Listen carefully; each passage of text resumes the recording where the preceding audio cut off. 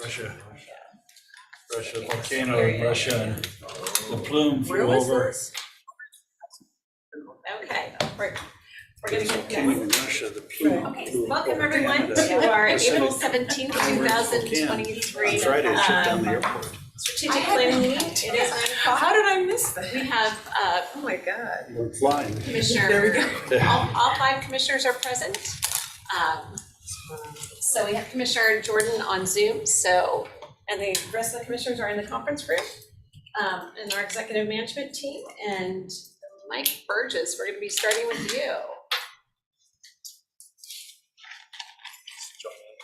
Let's see. There you go.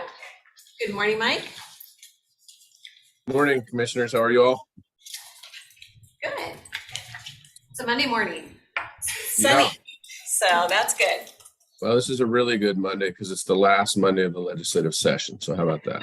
Praise the Lord, hallelujah. But who would notice that? I don't know. Oh, Just pretty quick update, commissioners, this morning. Not a lot's changing. As you know, the session is funneled down to a point where we've got some finite issues left. A few have county impacts. And then, of course, we're waiting on budget negotiations. I know that the budget folks were meeting over the weekend, and they'll continue to meet the first few days of this week. The indications I had heard that they hope to have their budget negotiations wrapped up by Thursday. It depends on who you believe. There's always these things that float around that, oh, they're really far apart. No, they're not. So at this point, I don't know. You just kind of wait and see what the end product looks like. On our bill list, a couple things I wanted to update and highlight for you. On the top of page 2, 5258, that is the condo liability bill. I've been telling you that it had continued to move. Well, it moved to a House of Probes, which I think you knew. But the news there is that it does have a public hearing tomorrow in appropriations, and it is scheduled for exec the following day. That is an indication that the bill is going to be move forward, voted out of committee, and then ultimately off the House floor. Still has to get to that point, but that is a positive development for that bill. And then one of the other ones that's got a sticking point to it is the Blake bill. We talked a little bit about that bill last week in the letter that we drafted, which I think we need to revisit that. But again, didn't want to run through the whole list because it'd be a lot of repeat over what we talked about last week. So if you have any questions about specifics on this bill list, if not, we can go back to the agenda and a couple other items, and then that should be it for me today. Okay, any questions or comments for Mike? not necessarily a question for Mike, but we did have extensive run through at LSC on Wednesday night and Thursday. And Mike's being generous with regard to the conversation about them finishing on time. It was an active conversation last week that they might do an extension just to be able to deal with the budget, because that's where they have the greatest gap between the House and the Senate. And it's a pretty significant gap that they've got to be able to fill and stuff. So there wasn't a lot of optimism with regard to that, but a lot of the bills that we supported are moving forward. Some of them have died, and there will be funeral services for them. So anyway, just kind of a quick update. I've got a list of every one of the bills that we reviewed if you want me to. I'm sure you don't want me to go through all of that, but I do have that from last week. Did we get the letter to you, Mike, from last week? What the BHA says? Yeah, we did, but unfortunately it wasn't timely at that point. So the references in the bill or in the letter are to the bill as it left the Appropriations Committee, which is what we talked about at this time last week. But we're at the part of session where stuff does move quicker. And ultimately that bill was voted off the House floor. And the section that we were talking about, the issue we were talking about in terms of a WISP study, that was included in a floor amendment. So the bill, as it left the House floor, has that language in it that we wanted. So that specific part of the bill is in good shape. I'm not going to tell you that the rest of that bill is in good shape. I think if you looked at a lot of the other components in the bill. There's, pretty strong disagreement between the House and the Senate in the approach. I think you all in that room, if discuss that bill and some of the finer workings would have some disagreements on it. But we were talking about that one section on the WISIP study. So from a Board of County Commissioners standpoint, I have relayed to some delegation members that, because I was asked, that the language that we wanted to see changed did in fact get changed as it left the House floor. But I don't think it's a bad idea to continue to send this letter, or not a watered down, but a reduced version, just saying, hey, we want to keep this study in now. I just don't want to send it in because, like I said, it would be kind of factually inaccurate in terms of the timing of where we were in the process, not the content of the letter, if that makes sense. So I want to talk a little bit from a procedural standpoint about why that letter didn't make it in. I understand that it sat on Commissioner Jordan's desk for several days, and you ultimately decided you didn't want to sign. And that really is a disservice to the rest of the board that voted to try and move that forward. If you're not going to sign, just pass it on so that we can get these things in. But to sit on it, put your vote ahead of the other four, that's just not the way the procedure is supposed to work. So I hope that in the future, if we're not going to agree to sign on to the letter, move it on so that we're at least not holding up everybody else in terms of being able to provide these timely responses, especially at the end of the session like this was. So just an observation. So since I'll just, if I could just speak to that. I did vote to write a letter on behalf of the board. And when I received the copy of the letter, I had some questions and concerns about it because I did not feel that it reflected what we talked about in the meeting. And so late Monday night, I sent a different draft of it, which I felt reflected what we talked about. I specifically asked too, what is the timing? I never received a response on that. And I asked for the letter to be forwarded to my colleagues for consideration. So that's where I ended up with it. I was trying to make the letter reflect what I felt were the concerns that we talked about in the public meeting.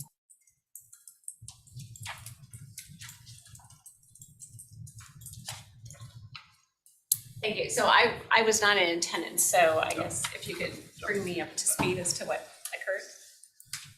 Well, so Monday, Mr. Burgess requested that we submit a letter with regard to the topic that we just spoke on. And we had a discussion about it and agreed that we would draft and sign a letter. Be signed by the majority of the board because you were absent and stuff. And so Jared did produce a letter that was distributed. I think that Josh had signed on to it. I had signed on to it. And then it was, I don't know whether it reached, did you sign on too? So the three of us had signed on to it already as it was drafted. It reached Commissioner Jordan, and as he indicated, he wanted to change some things in it, which is certainly, an opportunity to be able to do, but it just sat. And so our opportunity to submit it in a timely fashion had lapsed. And so, I didn't find out that we had not submitted the letter until Friday. And so by that time, it was way too late. In fact, I found out about it while I was over in Seattle or in Olympia and stuff. So we just need to be more diligent, I think, as a group to be able to make sure that things that are timely, we address in a timely fashion and stuff. I did not see any of the revisions and stuff. So the only language I saw was the language that, been prepared by Jared and signed on to that and stuff. So three of us had signed on to it, so we were ready to send it off. And I just think from a procedural standpoint, none of us as individuals should be able to hold up what the action of the board was. And that's my perception of what happened when I was made aware of it on Friday and stuff. So that's why I wanted to raise the issue, just so that we make sure that we don't have hiccups like this and miss opportunities in the future. And Mike had stressed the importance of timeliness on this, and Commissioner Jordan, the email that I received that has your edits on it came out Thursday. Yeah, it was, as I indicated, late Wednesday night or Thursday morning. I was up late working on it to try and get it back timely. That's why that came in when it did.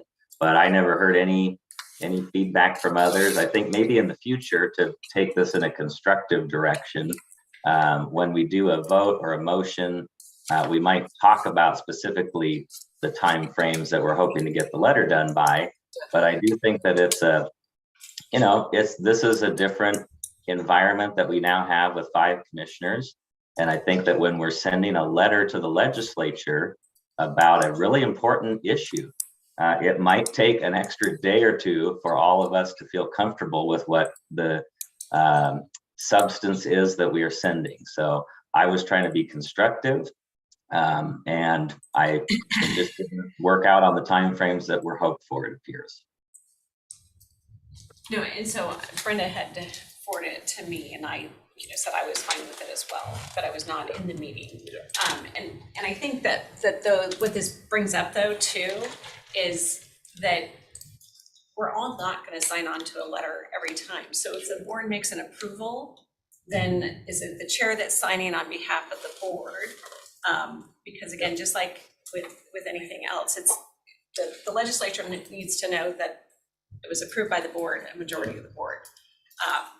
So I think we need to think through how we do that with letters that, that then it's just the chair signing on behalf of the board. But we're not all gonna be able to say, it was yea or nay. It's 5 commissioners or 3 commissioners, voting. It's just, how do we do that? Because for Mike's purpose, it does need to be timely. And there's other things that are gonna come up like that too, that it's, it doesn't have to be a unanimous decision of the board for the board to approve items, like, so I mean, a letter's just one more thing that do you just have the chair sign in that case that it's not all 5, or, I think so when we talk about it in the motion and approving it, I guess how the signatures need to be presented. Yeah, I was the one that made the motion, and I think I made the motion by the chair of the majority of the board. So technically, when we hit 3 signatures, that should be the trigger date to be able to say, okay, it's ready to go, and stuff, because you're right, we're not going to be unanimous on every decision and stuff. And so my concern is, one person, this just happened to be Commissioner Jordan, but it could be any of us and stuff, so I wasn't trying to pick on him specifically. Just saying that from a procedural standpoint, one person should not hold up the progress of the majority of the board. That's just not good governance and stuff. So, and trying to be respectful of the time that you weren't here. Otherwise, we'd just said, signed by the chair and off to the races we go. But that wasn't possible. So, and it's just a bump in the road. Just trying to make sure that we don't hit the same bump twice is all I'm trying to do. I'm trying to say. Yeah, and I think there's going to be times too that if we're saying we're going to sign it after, not everyone's going to be there, or if allow for their stamps, just all of that. That again, we just at least need to, especially for legislative purposes, we need to make sure that the letter is getting to Mike. So okay. So things to think about as we make motions on the next letter. Well, commissioners, I could offer too that in the future. Yeah. Oh, sorry, I was Commissioner. just say that Mike caught me up because I missed that part of the meeting. So Mike caught me up Monday night or Tuesday. And then I reached out to Senator Billig about it. But by the time Senator Billig got back to me, it was already pulled when the House, made some changes. But I did get a chance to talk with him. And then Mike followed up with Senator Billig to get him some content so we know it doesn't go back in. So there was more things happening. Right. But yeah, things happen fast. So, Yeah. So thank you, Mike, for following up with yeah, Senator of Billig. course. Well, and commissioners, shame on me too for not providing more urgency to this. And so my lesson learned here, I think in the future, which fingers crossed, this doesn't pop up between now and next Sunday when session's supposed to end, but by next January, maybe I'll make a note too for us to talk about this. And, every situation is going to be different. The good news is that this bill language turned out the way we want it. And there was a lot of other people working on it. So that's the good news there. And when we have the urgency, I mean, I certainly have to respect your process as the five of you ironing out what your position is. And I'll try to be more forceful about, well, I need to know your position in the next hour or 2 hours, whatever the time frame is. And so Commissioner Jordan, you asked a fair question about the timeline. I had seen, excuse me, I had seen your message, but didn't see a final draft of the letter. And at that point, the bill had moved anyway. So I didn't want to, try to, discuss this via email. I thought today would be a better point. And again, at the end of the day, the bill's where we need it right now on that section, not the rest of the bill. But So then message received there. double check. So then do you still want the letter for the Senate? I think I'm okay now, commissioners, as well drafted as it was. I'm okay to hold on to it now and just pass the message along. I think the message has gone in where it needed to go. So I think we're okay for now. The last one, though, if you could bring the agenda back up, Ron, I did have one more. Commissioner French, you had specifically asked about this last week on the waste to energy proviso for Yes. study language. It was in the Senate budget. At the time, I thought, when we talked last week, I thought it was there, but I told you I wanted to verify. So there it is. I just copy and pasted it in. Oh, shoot, I missed it. So on that last line where it says the report must be submitted to the 26th, ignore that 26. That's a page number or a line number that I should have deleted out. I missed that one. But anyway, that's what it says right now. So the hope is that that language stays in the agreed upon final budget document. So we'll look for that when the agreement is announced, and I'll dig into that language and let you know as soon as I know. Yeah, the conversation, LSC on Thursday was that since this really is targeted to the Spokane Waste Energy Plant, I mean, it's the only one in the state. They were pretty optimistic that the language was going to stay and stuff. And so unless something dramatic happens this week, that should get passed and at least give us an opportunity to take a look at the facility and identify what its potential impacts are. So. Very good. Any other questions or comments for Mike? Hey, Mike, well, I'm glad you're optimistic that it will end. Yeah, well, I got some family members that want to. It will end. It will. So I guess what we'll do, we should probably talk again next Monday and kind of hopefully then have a wrap up of things, and we'll go from there. Okay, sounds great. Thank you. Thank you all. Have a nice day. Have a good week. Okay. Bye.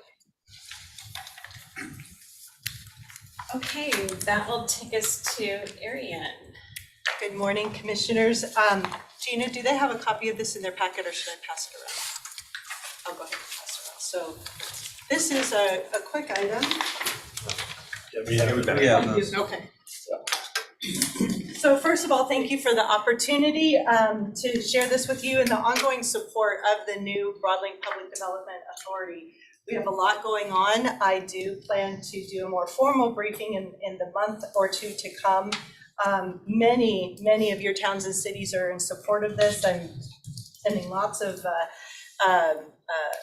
town hall meetings and councils. We've received notice from the federal FCC that our challenges for broadband serviceable locations has been accepted, so that's going to be good. We have a lot of work going on with our broadband action team for some deliverables that will be due to the state in the coming months. And what I am sharing with you today is directly associated with those deliverables. The Department of Commerce has a already funded program called Rapid Design Studies. And this is available to any county that indicates via letter, which that is my request to you today from the commissioners, that they would like to have a study done. And this particular study is a countywide infrastructure assessment for what exists today and becomes one of the baselines that the Broadband Action Team and by default the Broadlink PDA will be using for the upcoming notice of funding. The neat thing about this is that it is county-wide. So unlike a lot of the other items that we're dealing with that are very rural-centric, this will include the city of Spokane in this infrastructure assessment. And the city of Spokane has some open access or public infrastructure already for which it would be really valuable to understand how that plugs into our greater initiatives. So what I would like to do is first request a signature, either going back to the other conversation, of all the board members or the chair to sign this letter to Commerce indicating Spokane County is interested in having a study done on their behalf.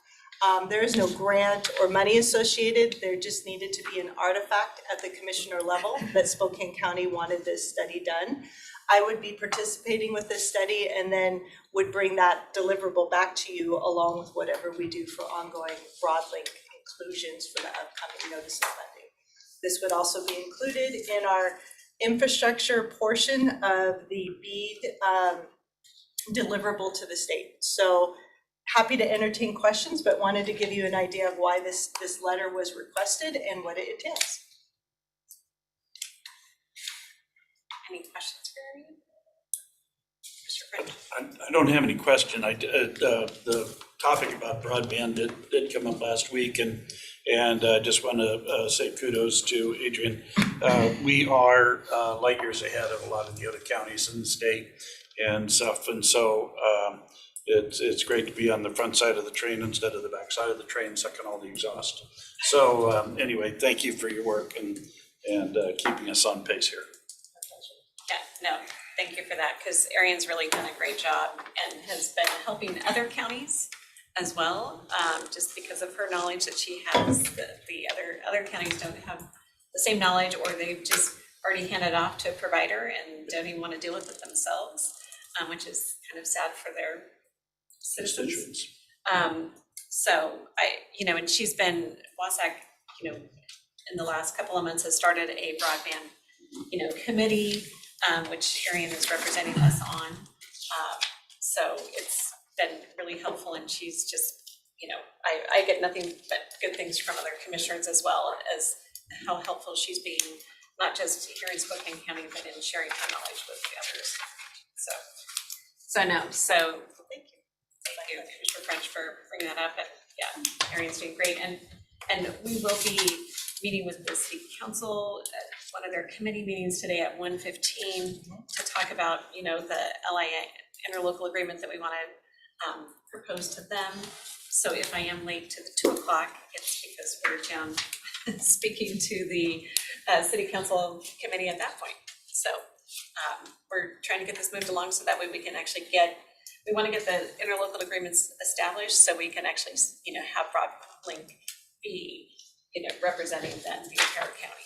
So, and Arian has been meeting with all the small towns doing their council meetings. So I think we've got Fairfield still. Fairfield's tomorrow. Medical Lake is approving their ILA this week. Airway Heights is in their final review, so is Rockford and Waverly and Latah. So we should have a good consortium by the end of the month. City of Spokane does have this tentatively on their consent for the 24th. So again, just a lot of kudos to the cities, as well as you, because you represent those cities and that they are seeing your support, which by default encourages them in their support. And yeah, no problem with engaging the study. I think that will help. I think this will be helpful with the city because in meeting with the economic development director for the city, they really want to make sure that the already publicly available fiber or infrastructure for fiber is mapped out so that we can make those connections out into other areas that don't have the fiber. So this seems like it'll create a great map of that infrastructure, and then everybody can be on the same page. Well, and to be able to provide something that the city of Spokane doesn't have to fund in and of themselves, that it's available through another medium, again, which is nice to do it regionally, and we can include them where they might not be able to access it on their own. So, well, thank you. I appreciate that support, and we will then be able to move forward as soon as this is returned. So, yeah, so we make a motion now and then open up for public because you need it today. That'd be optimal. All right. Madam Chair, I move to approve the drafting and signing of the letter in front of us by the chair or majority of the board at other than open public meeting to the Washington State Department of Commerce, State Broadband Office, Infrastructure Program Manager in regards to requesting the Broadband Rapid Design Study. Second. A motion and a second for this letter that we have in front of us to be signed by the board or the chair, other than open public meet, well, Now. yeah, we can just sign it now. Yeah. And then we ask Chris to allow for his signature stamp to be used. But I do need to open it up for public testimony since it is a action item. So anyone wishing to testify on the letter that we are signing requesting a broadband rapid design study. First call for anyone wishing to testify. If you're on Zoom, please raise your hand. *9 if you're on your phone. Second call. Seeing no one. Third and final call. I will close the public testimony and call for the vote. All those in favor, please signify by saying aye. Aye. Aye. Motion passes unanimously. Thank you. Okay, so Josh and Elle are starting the signature process.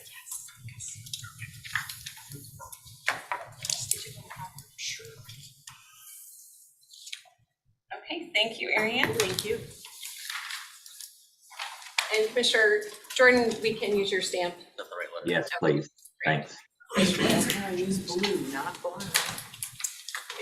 Okay, so then that will take us next to Kyle. Thank you. Good morning, Commissioners. Morning, Chris.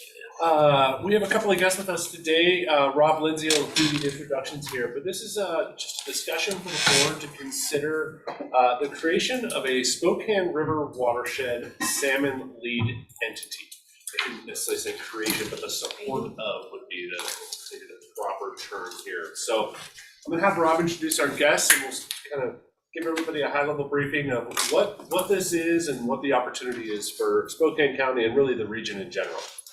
Thank you, Kyle, and good morning, everyone. Rob Lindsay, Environmental Services.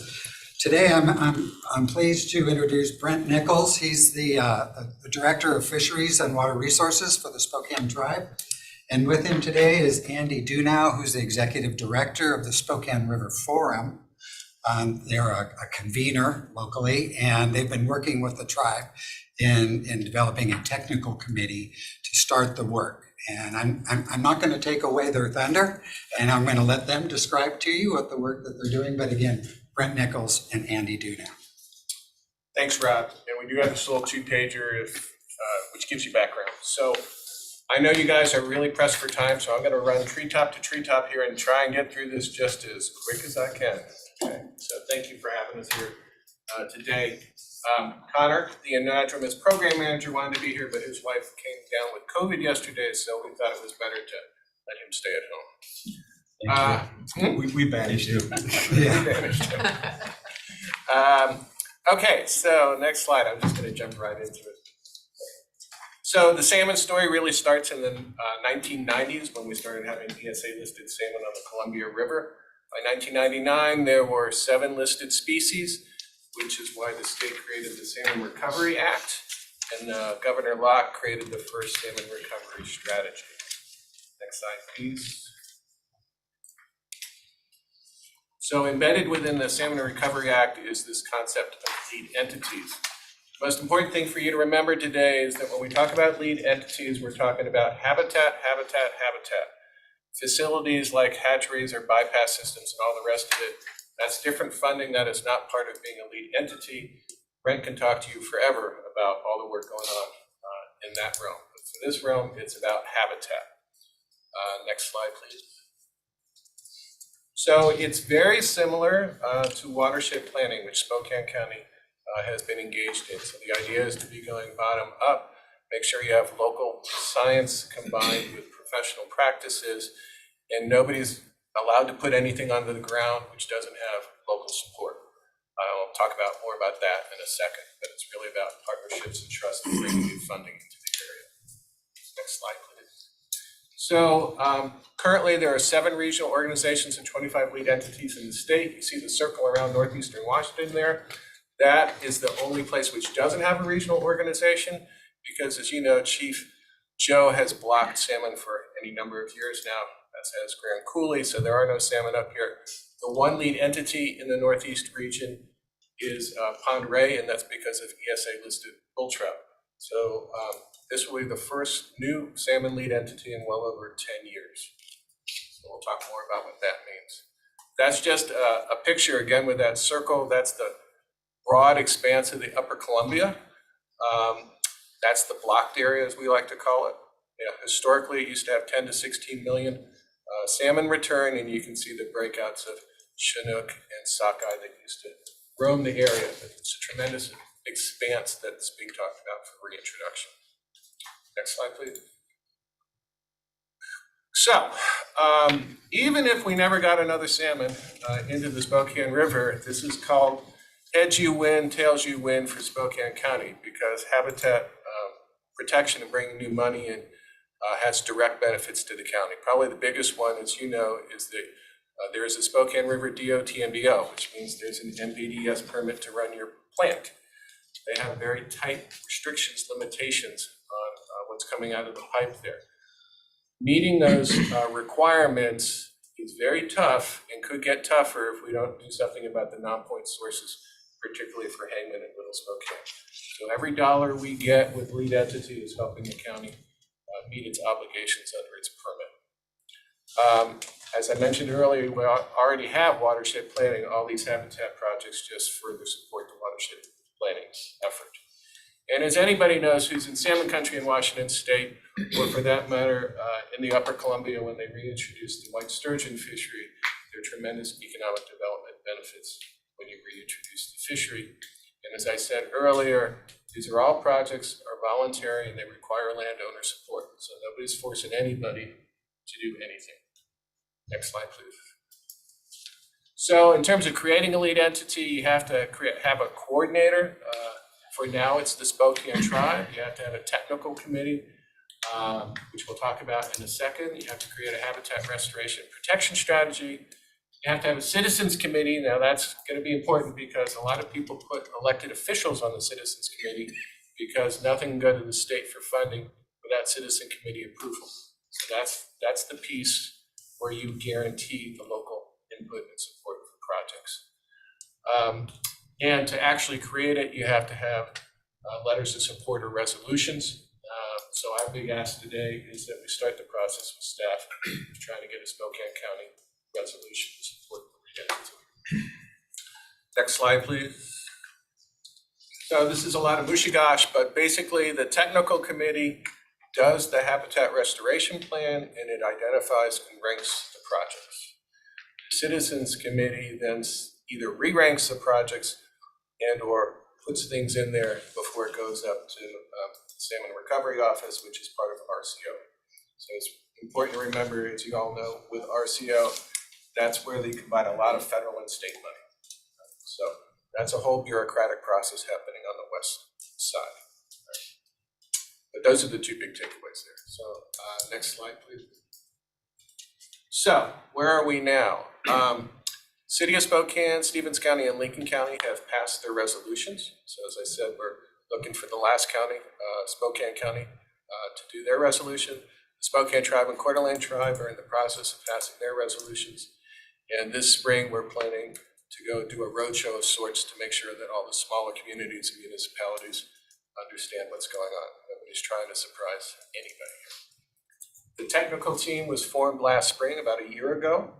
It has 14 local government, college, business, and non-government organizations that are part of it.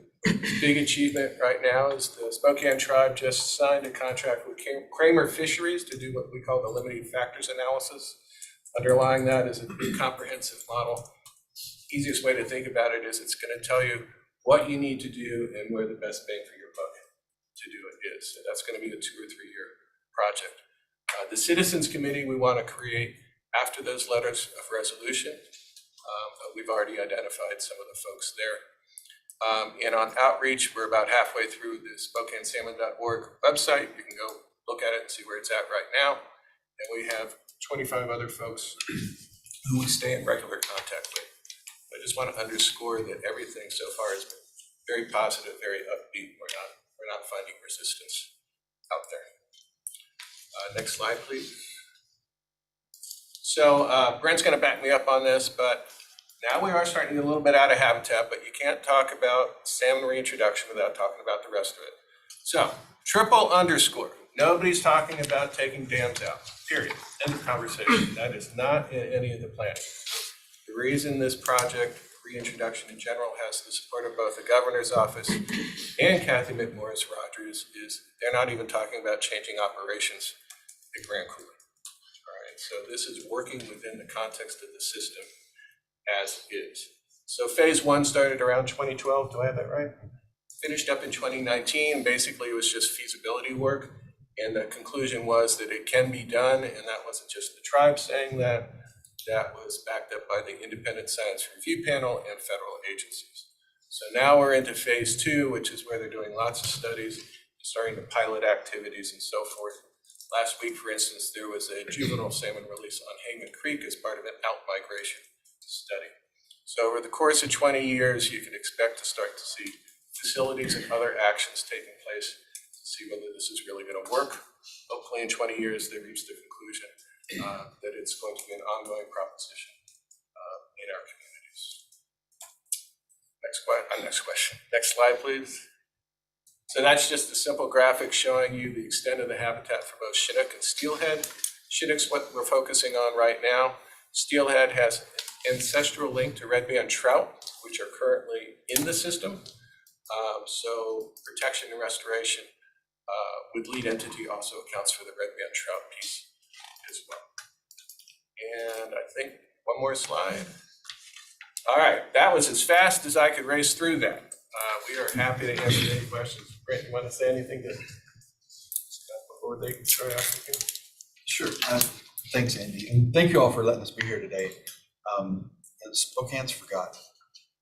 It's forgotten that it used to have rivers teeming with fish by the millions.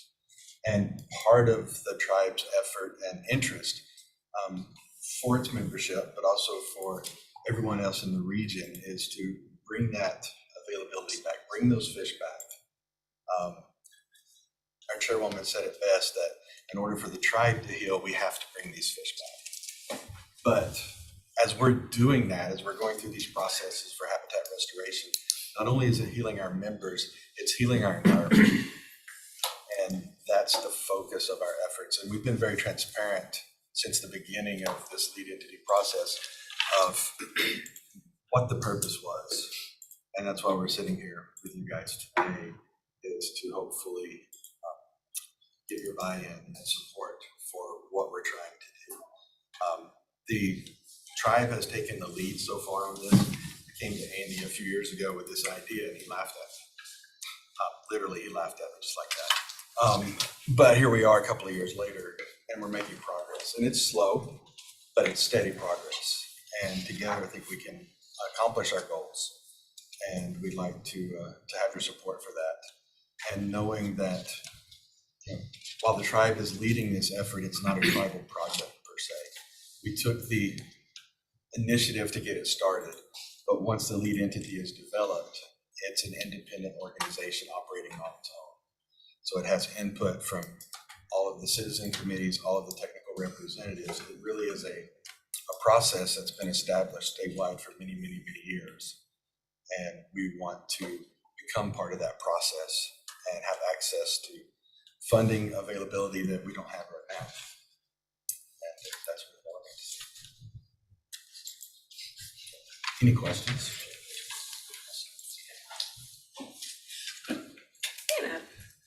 What can I say? So Rob Lindsay and Kyle updated me on this last week and shared with me that Stevens and Lincoln have signed on. So I did have the opportunity to speak Wednesday with both Commissioners Hutzel and McCart from Stevens and have them share with me their perspective on why they signed in on this. So in McCart's perspective for Stevens County, they signed on because it's their understanding that nothing is going to change with regard to particularly the dams, but also with regard to underlying uses that are currently allowed in the river, whether it be from Cooley's or down. Hutzel didn't even, when they reviewed it, didn't even consider the impact on the dams. And so he kind of scratched his head and he said, you know what? I got to go do some more research because I didn't even think about that and stuff. So I'm trying to get my arms around, I'm aware of all of the challenges they're having on the other side of the state by removing fish barriers, and particularly as it relates to salmon being able to get back to their spawning grounds, and the amount of money that's being spent over there. I think the last number I saw was $4 billion, but that could be still climbing. And we don't have that financial challenge here, but does this create that opportunity for a financial challenge for us? That's one question. I'm probably more full of questions than I am opinions because I'm still trying to learn. Sure. So that's one question, because it will change how we do culverts, how we do bridge replacement, everything else. And I've heard the horror stories of Crab about, culverts that used to be 4 feet in diameter that now are getting replaced by 20-foot wide bridges and stuff. So that's one question I'm trying to wrap my head around. So you want to answer that one? Oh, please, So yeah, The no. key piece there is no change to operations. We're working within operations. But the other key piece is we're only reintroducing non-ESA listed species. So Okay. a lot of what your concerns are relate to ESA listed species. Okay, No Supreme Court decisions and the rest of it.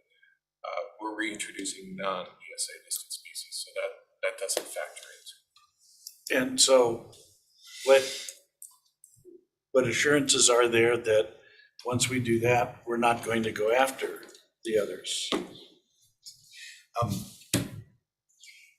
Really, there's two parts to your question. Okay, And let me clarify, the lead entity work is not salmon reintroduction. The lead entity is an organization established to focus on habitat. So there is, while the two are related and they will interact and intersect with each other, the lead entity is focused on improvements to the habitat and the habitat in the watershed, not the reintroduction of species. okay, So what we're asking your support for from the lead entity side is to sign on to that work to improve our habitat. okay, Now, from the other side, from our reintroduction efforts for salmon, the Upper Columbia tribes are leading this effort and started this. We've been very clear from the beginning, from our phase 1 studies into the development of our phase 2 studies, that we can do this without requesting operational changes, without requesting removal of dams, without any of those, big picture issues that the lower river is facing. We can do that. We feel we can do that successfully based on adaptive management strategies within our plan. Okay. So the work that we're doing now, like last week, Andy mentioned releasing of juvenile Chinook smolts at Hangman. We released some just below 9 Mile. We've partnered with Avista, we've partnered with Bureau of Reclamation, Corps of Engineers, Bonneville Power, and on all of the dams, we've placed temporary devices that track those fish and those movements of those fish in this area. And that's one of the big and one of the strong studies that we're trying to get the data for, so that we know how those fish operate and move within the system the way it's operating now. And so whenever they make operational changes based on CRT negotiations with Canada or whatever, and if we go to called upon, whatever happens climate change is happening and they're drawing more water down, we can adjust the way our reintroduction efforts are going, release strategies, where we're releasing them, how many we release, based on how the system is operated outside of what we're trying to do. And so and we've been very upfront with everybody, we want to do this without having to ask for changes. Okay. And that's why we're asking for everybody to partner with us, is, open up, be a partner with us, Army Corps, all these federal entities, VISTA, the Mid-Sea PUDs, all of these organizations to partner with us so that we can be open and transparent. Say, okay, here's what we need to do. Let us know what your plans are, and then we can adjust our strategies based on what you're having to do for the system. So thank you very much. That's very helpful. Yes, sir. And so I'm gonna, one of the things that Wes McCart said is that part of this program does not require, you mentioned that a couple times in your description. So help me understand how things will change if we're not going to impose change. So for us, we know there's going to be, how can I best phrase this? We know that the system is being operated a certain way right now. Okay. Okay, and we know that as climate change happens, resiliency has to be put into place. The tribe is taking steps with our waterways and our hatcheries and things to absorb some of those instances. We know that based on state negotiations with the Canadian government, the water that we get comes from the snowpacks in the Canadian mountains. Right. And I'm not even going to try to go into some of all of that. You guys are well versed.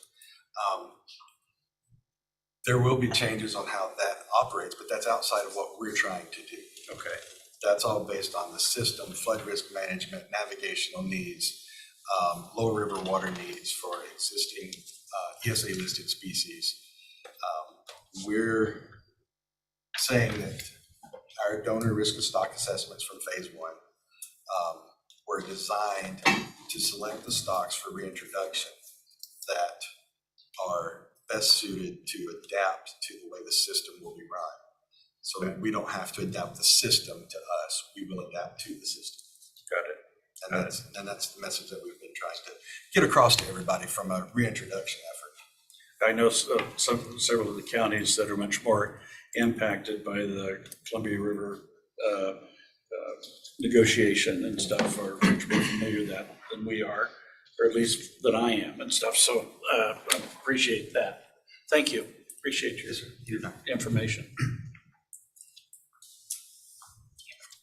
So the changes that could occur would be around restoration along the riverbanks, slowing sediment flow, Doing riparian riparian, planting, floodplain by restoration. design, Okay. things which make the water cooler. So my question is, how do you see this, Rob, benefiting or do you see the collaboration then with the work that you're already doing? You came and presented to us on other projects that you're doing along the Latah Valley. Well, yeah, thank you for teeing that up for me, Commissioner, because that's exactly what Well, I was going to say. we wouldn't be duplicating efforts, we'd be combining efforts, right? This particular program pulls together a lot of very positive work that's already occurring in this community around doing riparian restoration projects. And years ago, when the county engaged in the dissolved oxygen DOTMDL process, reducing dissolved oxygen, reducing nutrient loading to the river, the county engaged in a phosphorus study looking at the community as a whole.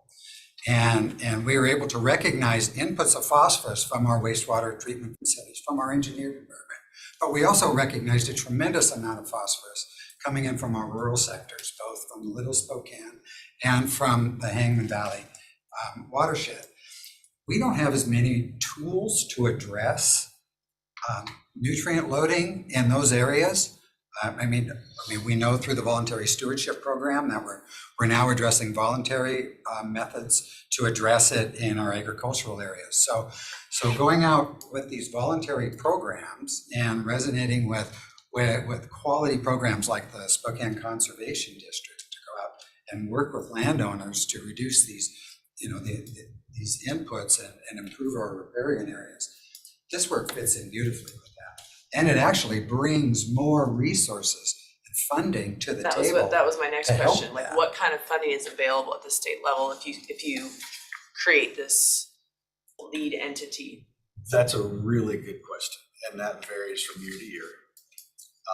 And it also varies with the structure of the funding, where that funding is coming from. I'll let Andy address that. Right, so the state has an allocation process. So the other entities will be delighted to know they can start sharing with Spokane County. Right. But in addition to that, even getting this far required a supplemental within the state, and we're quietly talking with them about that as well. And then, of course, combining with federal grants and all the rest of it. So basically, you got to get your foot or nose in the door, and then you start building out from there. In our early work with the technical team, there's some very promising projects both on the Little Spokane and the Hagen. Once we get those construction ready and engineered, the doors for the funding should follow. So are there federal funds that would be accessible now with this? Because this is a state, So it's a that's, state Salmon Recovery Act. Are there federal funds that would be available? Now, that would now be you've put necessary? your foot in it, Amber. So, let me give you two answers.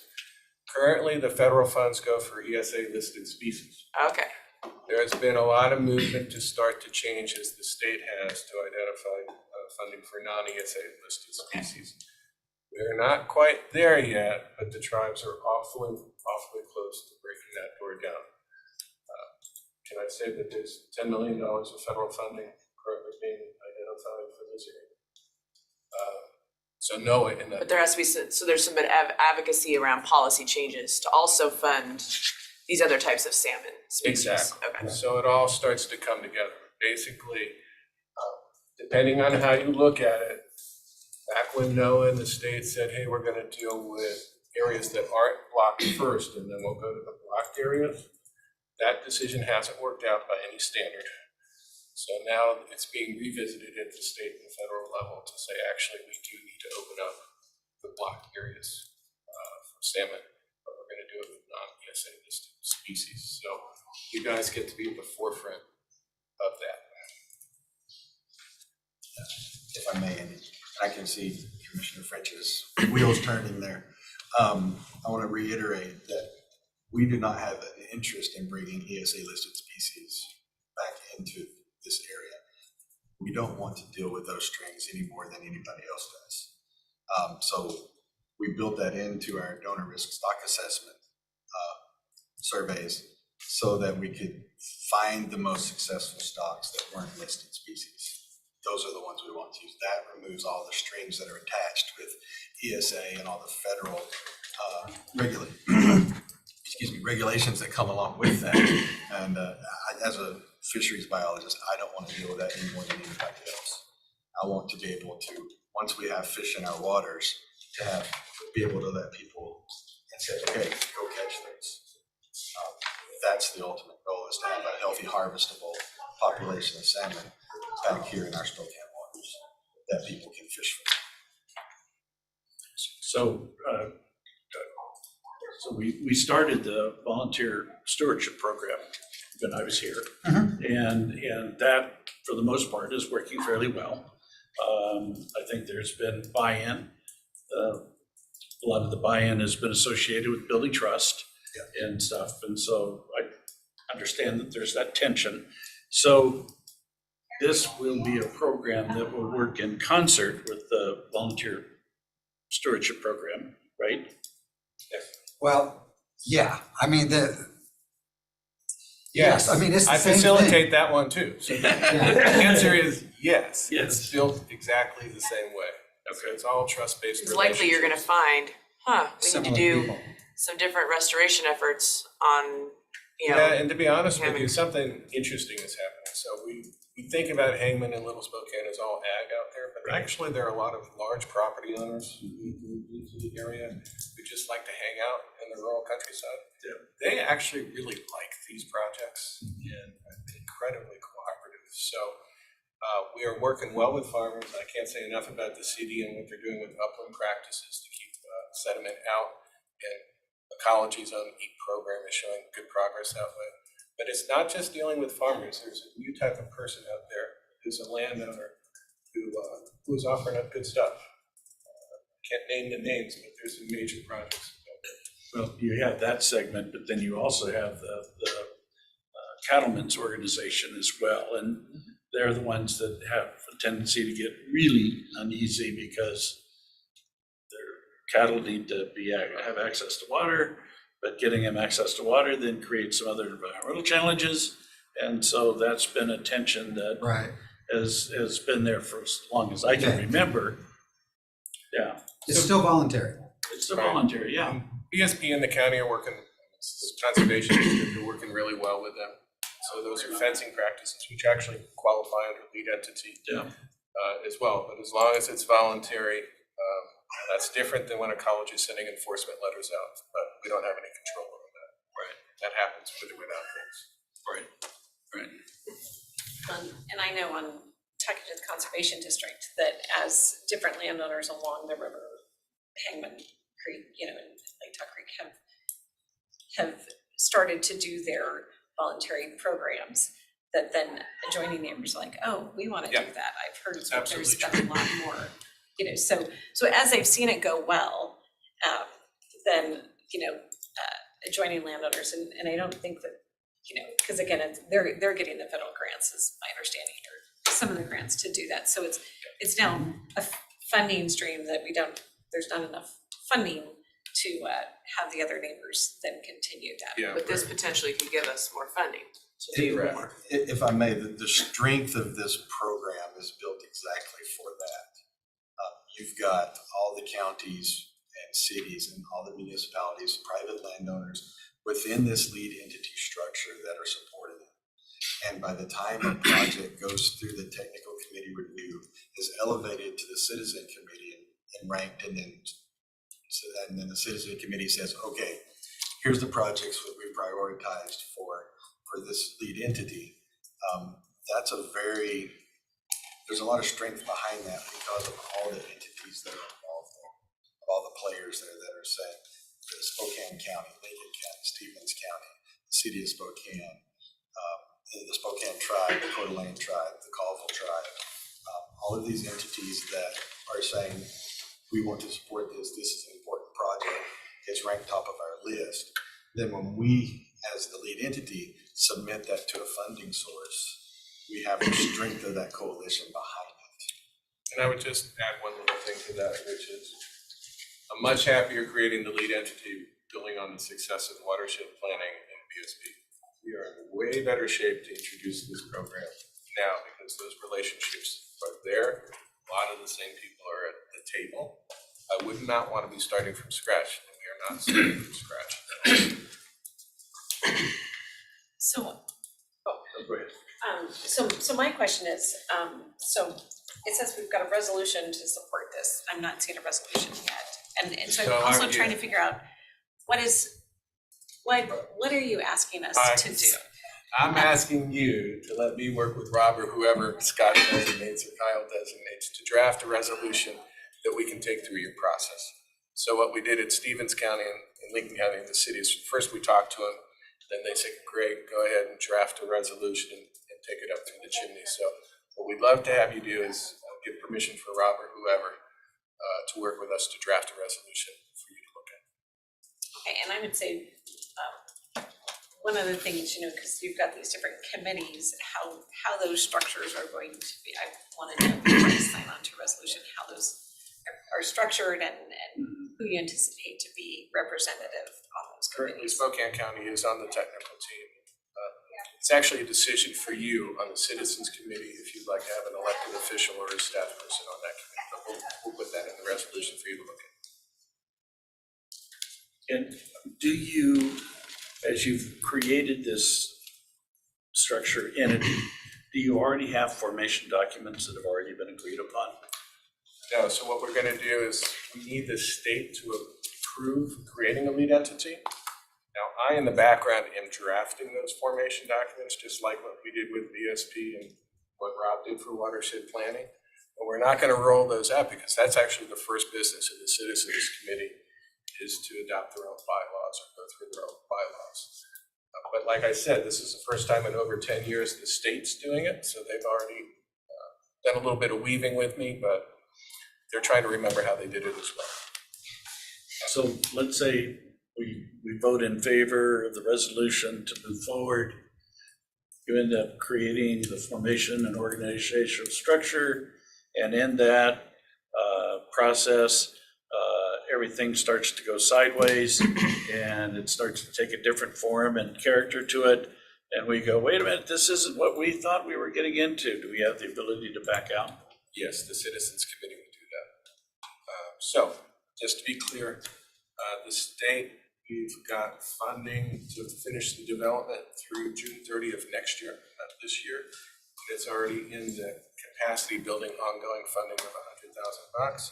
But the Citizens Committee, if it said, hey, this is not working, it could pull the plug, and that would be the end of that. Okay. But I think your question is, does the county have the ability to say, this isn't going in the direction that we anticipated, and so. So I'd answer two ways. The county can always withdraw from the Citizens Committee. There are no instances where that has happened throughout the state in over 20 years. So I'm not anticipating we're going to start that. Yeah, and I'm not suggesting we are either, but All of these whenever- things have exit ramps. Yeah. Yeah, But whenever the you. bottom line is, and you know this, Al, Oh, yeah. if you don't build ground up and nurture those relationships, unfortunate things can happen. But frankly, that's the reason Brent told me to stop laughing and get to work, because that's frankly what I do. So I'm pretty confident we can get that done. Okay. So I just need to see if we have head nods. I have a quick, so what species are you looking at, I mean, I know we're discussing habitat right now. The goal is for reintroduction of salmon. Which species are you looking at reintroducing? So as I'm looking at the state's state of salmon.wa.gov, the Governor Salmon Recovery page, I mean, there's several species that are listed as in crisis. There's some of the not keeping pace. I mean, to me, when I see things like that, it's like they may not be endangered today. Are they threatened? Are they at risk? I mean, are these ones that, yeah, when you put them in the water, they may not be an endangered Right. species, but are they going to be in 5 years? I mean, No and no. So that webpage isn't going to help you because that's all about the ESA listed stuff. So this is, well, no, this page here is the Governor's Salmon Recovery Office, who's correct. funding So this what whole I'm thing. trying to say is the Governor's Salmon Recovery Office has split off the Spokane River watershed from the other efforts. Okay. In our docs to the governor's office, I believe it's spring chinook is the number one non-ESA listed spring chinook and red band trout, which is already in the system. So to answer your question, non-ESA listed chinook and support the red band trout. There's some future ideas around sockeye, but that's not happening right now. But it's not the ESA listed stocks, which are the backbone of what's on that website. Okay, because the only reference that I'm seeing as I'm looking at their graph here that says spring and summer chinook is listed as in crisis. Again, there are different species. So there are some in crises, but we're only dealing with non-ESA listed species. There's nothing, literally, they do the genetic testing before they're released into our system. Okay. There's never going to be one released into our system which is an ESA listed species. There are spring chinook that come back to specific bodies of water that, as those fish are trapped, one of the things that the mitigation in the mid-Columbia that the BUDs are responsible for is providing basically broodstock for the continuing hatchery production for those listed species. And there are specific ones that fish come back, they have to genetically test those so that they know which hatchery to send those to once they're in the trap. Because it's the species are that specific. Yes, it's a spring Chinook, but it's a spring Chinook from a specific hatchery that those fish go back to. From a family, et cetera. So it's all DNA testing, if you will. It's all Ancestry.com, but none of the ESA ancestry are gonna find their way up here. And more to answer your question, is the stocks that our risk assessment basically told us was the best ones for us to utilize are the summer and fall Chinook that come back to the Chief Joseph hatchery and return back to the Chief Joseph dam. They are not listed, they are not endangered, they're not threatened. These are the most prolific of the Chinook that are coming back. And the strongest returns that we have are usually in those populations. And quite frankly, if there's a collapse and we have to, and those become listed, then we've got much bigger problems that we're going to have to be dealing with than just listed salmon in the Columbia River. There's a much bigger problem going on at that point. Okay, and I know you referenced the SpokaneSalmon.org on here, and then you had also referenced that there is no, this is not an attempt to remove dams, but previously this website has had references that a long-term goal is the removal of dam. And I will get you the documentation, Andy. I see you shaking your head. Well, it's no longer there. The PDF has been removed, but there was a PDF on there that did reference the long-term goal as being removal of the dams. Respectfully, I'm sure what you're saying is true, but it would be a different website because I'm building this website and I Okay. guarantee you that was never on that website. But there's probably a website out there saying that, but I'd love to know about it, but that's not this website. Okay, and then do you have documentation showing anything of the Congresswoman's support of this? Because I know you had referenced her support, and I had spoken with her staff last week, and they had said, Andrew up in Colville, in her office up there, can talk to you about that, but she also supported the NOAA funding that's coming in Okay. for reintroduction. okay. So, I know she's been involved, what I was told by her staff was she was involved in an effort down on the Columbia River, reintroducing salmon down south in Yeah, the so Columbia River, it's- but not specifically in the Spokane River, what's being So it's discussed all- today. we have this problem all the time, so you're right. The upper Columbia Basin includes the upper Columbia River or Lake Roosevelt up to Canada, and it includes the Spokane Arm. Most people, when you say reintroduction of the upper Columbia Basin, think about just the upper Columbia River. They're not thinking about the Spokane Arm, or the Spokane watershed part of it. So it's just a communications problem, which I've been scratching my head, figuring out what to do about, because we are part of the upper Columbia Basin. And so it's not a surprise that CMR and others are getting confused because they hear the word Columbia, they think Columbia River, they're not thinking about the tributaries. I can say the same thing about the Sanpoil, the Colville River.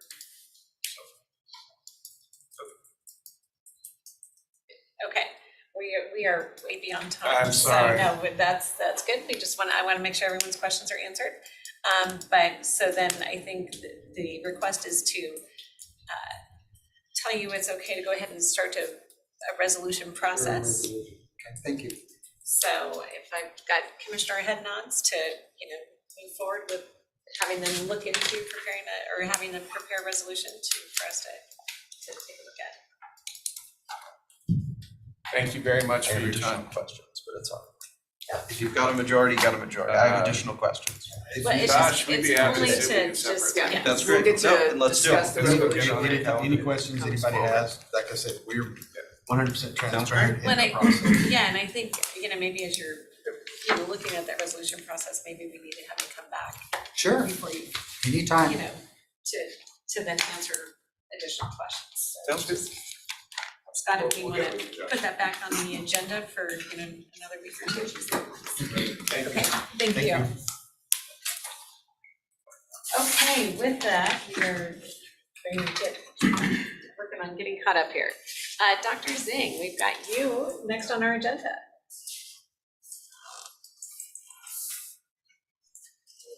There she is. Hi, good morning, Good everyone. morning. Thank you for inviting me to brief you. Mine hopefully won't take very long, so I'll do my best to talk fast and get you closer to being on track again.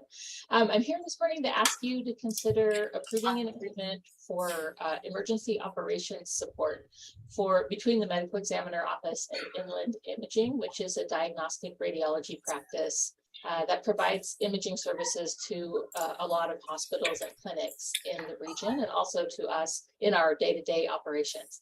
So we've been working on our plan for continuity of operations in the event that our building would become unusable through a natural disaster or some other issue.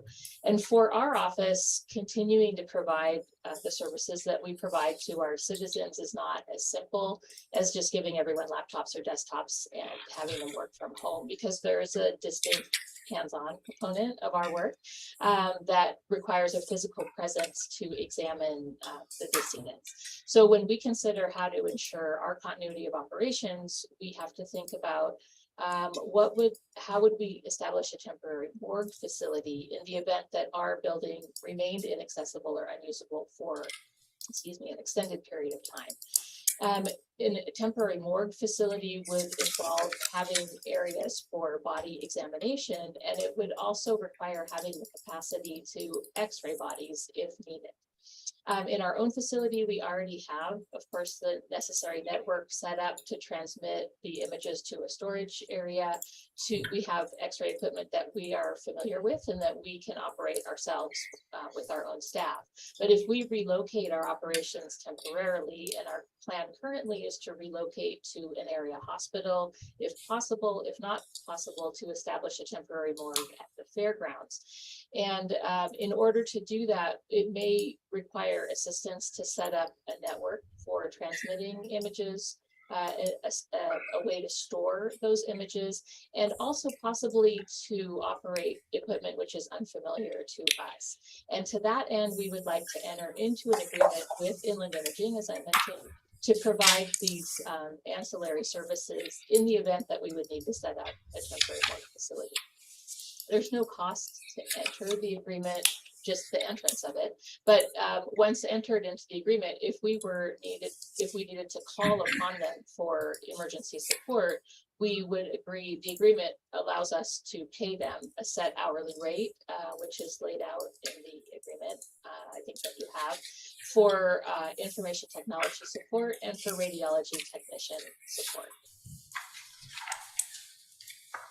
That was my brief. I don't know if you have questions for me on specifics or Commissioner Muldrow. Well, this sounds like it is a good measure. Thank you for bringing it forward to us. I was just curious if we've had one of these agreements in the past and this was like an update or renewal. Sorry, I didn't catch that. So I thought we had an agreement. I think it maybe have just have been an informal sort of verbal agreement. We have not had anything written to date. So as we go through and establish our continuity of operations plan, we thought it might be a better idea to have these things sort of codified so that when it came time, if it comes time to call upon the agreement, we've already got everything laid out and we don't have to try to build it at that time. Okay. Chris, I see you have your hand raised. Yeah, there was no written agreement in the past, and basically what we wanted to do, and Dr. Singh laid out very accurately, we wanted to just make sure that this is all reduced in writing, and be proactive, so that in the event that something catastrophic happens to the facility, that we could call up Inland Imaging, and per the agreement, they would hopefully be able to establish services within 3 business days. Okay, thank you. Thank you, Commissioner French. Yeah, from a historical perspective, when the medical examiner's facilities used to be up at Holy Family Hospital, the relationship between the county and Inland Imaging was much more convenient, and the proximity allowed for them to provide immediate backup. Now that we're a standalone facility, I can see where this kind of relationship and formalizing it would be appropriate. Yeah, I agree with Commissioner French. I think, when the facility was within the hospital itself, I think those are all, verbal agreements that were there in place, but as a standalone, that yes, we're probably seeing that we need to actually get these in writing, just so that way everyone's clear. So I appreciate you being proactive and getting that taken care of. So any other questions or comments? Very good. Thank you very much. Okay, Dr. thank you all. and Thank you. Davis. Okay.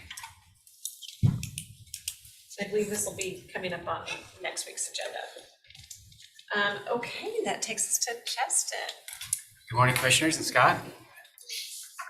We wanted to put before you two small contract amendment discussion items. So I brought Brian Nichols, my TV program manager, to be able to provide some of the background history. He's my subject matter expert when it comes to that. And so he'll be giving a briefing on that portion, and then we'll discuss the tiers and so on. Hi, Brian Nichols, Developmental Disability Program Manager. Thank you for hosting us here today. We have an upcoming we have a contract amendment with the DEA in place. Actually, it's going to be in front of you now. Next slide, please.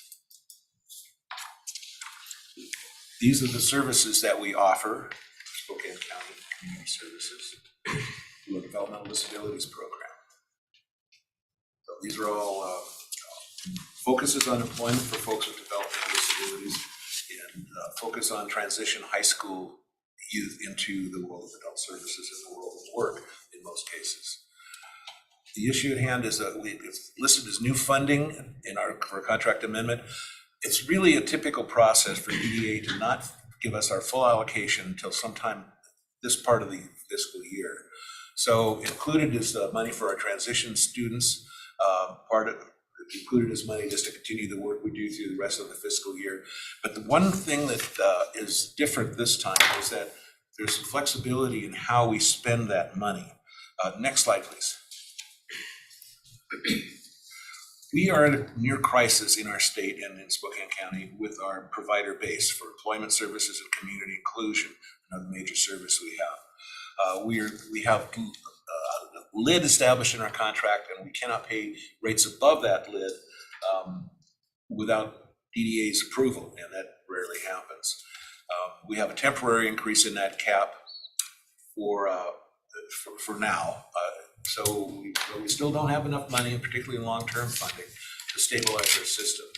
So we have in our new contract amendment a proposal to pay agencies in ways that we haven't been able to pay them before, and the calling of stabilization payments to make sure that that infrastructure is there as we go into the next fiscal year. COVID really did a number on our provider base. We moved heaven and earth to fix it at the time. We're moving out of COVID now, and we still need additional ways to stabilize the workforce in our provider agencies. Most of the work we do is through subcontracts with provider agencies. So this is not it is an anticipated amendment to our contract. We have this every year, but the additional thing is new ways to spend the money. Paying agencies for things such as startup and paying them for hiring staff, giving them bonuses to increase their staffing and community inclusion. And in the long-term solution we are working on, we're meeting weekly at this point with PDA, providers, and counties to figure out a way to stabilize the system into the future. But what the ask is to for you is to next slide, please. I think that's the next slide. The request, yes, is to execute this contract amendment while we work on a long-term solution. The other piece, and there's a letter that WASAC sent to the legislature, head of the budget committees, repeating these, summarizing the problem and asking for their assistance. One of the things that in that letter from WASAC is to allow DDA to have more flexibility, more control over just how they spend the money. The problem isn't the amount of money. The problem is being able to spend it down. And it paints a red flag on the system. Why doesn't DDA spend all this county money? Well, the reason is we can't, because we don't have the rates, can't be adjusted upward to pay it. So it's a catch-22. We catch flack for not spending all the money, and we're not given the tools to spend the money. I think that's it. Essentially, it's a workaround DDA put in place because the ledge has not put in place a long-term solution. We don't believe that this will ultimately fix the issue that is in place, but it should, for the time being, stabilize for a short period providers from exiting out of their contracts. But if we do not get long-term solutions from the ledge, I do suspect that, as you indicated in the slides, some will begin to pull out and stop providing those services in the community, which is further detrimental to our very special and vulnerable populations. Well, and now more than ever, you were saying when you gave a briefing on all your services to Commissioner Jordan and I, as new commissioners, that employers are actually much more interested in hiring people with disabilities. But if we don't have the staff to connect those folks to the employers, then everybody's missing out in the whole system. Folks with disabilities are missing out on employment opportunities. Employers are missing out on employees. And these nonprofits, mostly nonprofits, that are connecting people and providing the services can't hire themselves. So I don't know. I hope that we're gonna be able to see a fix at the state level, but I support a short-term fix if that's what we have to do.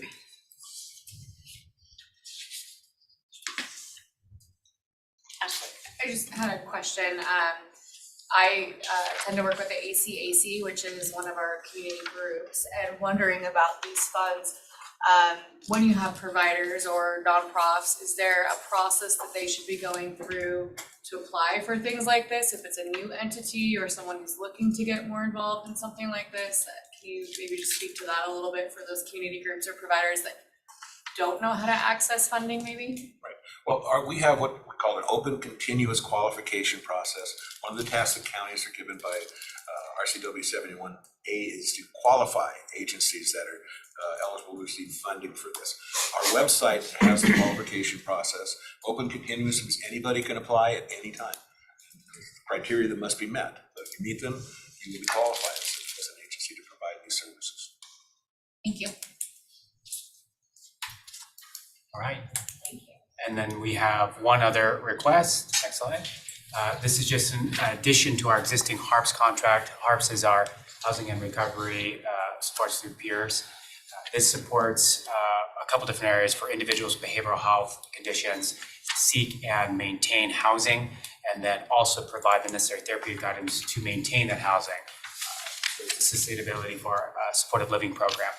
This adds an SUDP to then support SUDP peer to support those individuals from a substance use standpoint. So we're requesting the board approve us, including this contract amendment, to add that SUDP here to really just enhance the full range of the continuum of services provided under the HARPS program. And next slide, that's all the ask is. Any questions? Good, very good.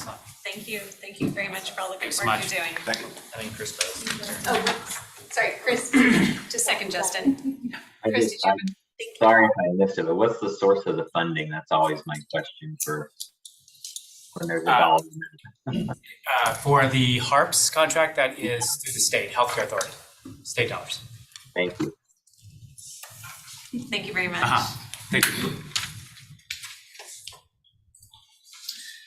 Commissioners, I was gonna open up this next one if I could. So Don Carver's with us from the Spokane Area Resource Development Council.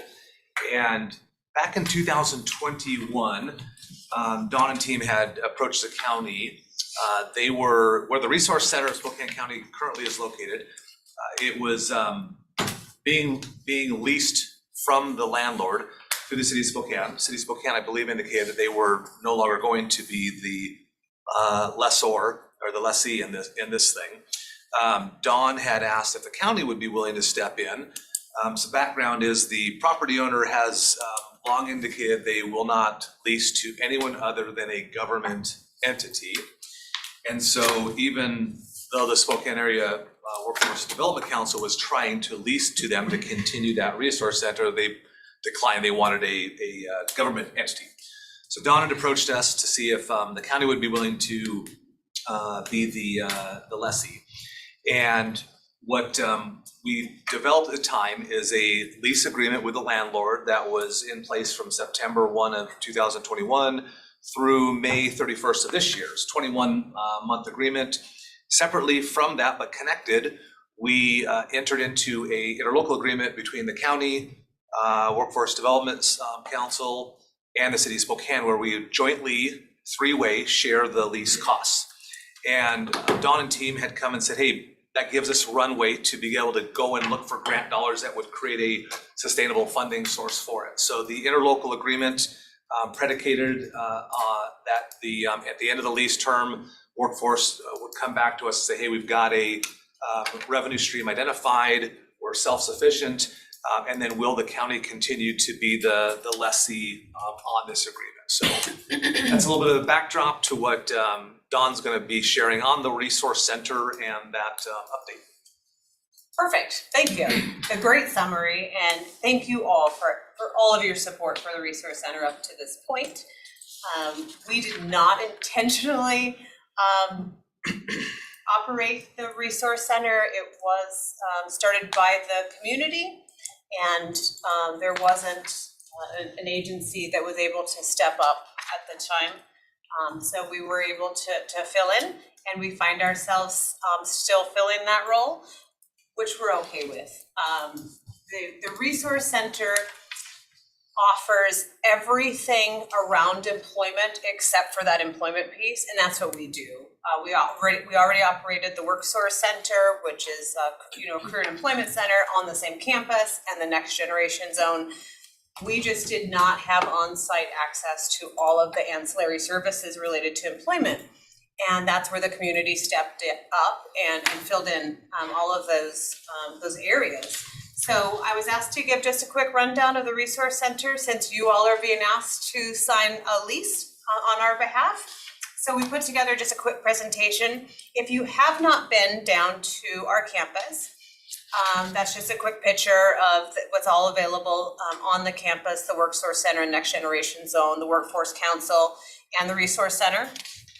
Again, the Workforce Council is a really small nonprofit. We were a city department. We separated about 8 years ago and became a nonprofit. And because of our nonprofit status, we cannot lease the building. So that's why we're here with you today. The Resource Center has 3 executive sponsors. Thank you so much to the county. You by far have stepped up and been a leading executive partner. So thanks again. And then you can see the partner agencies. If you want to know a bit more about us, we're having our 4-year celebration tomorrow. Yes, it's going to be a fun event. It's from 12 to 1. Stop down and see us. Nothing formal. We'd love to have you. You can go on the next slide. Thanks, Ron. So some numbers. We were really impressed when the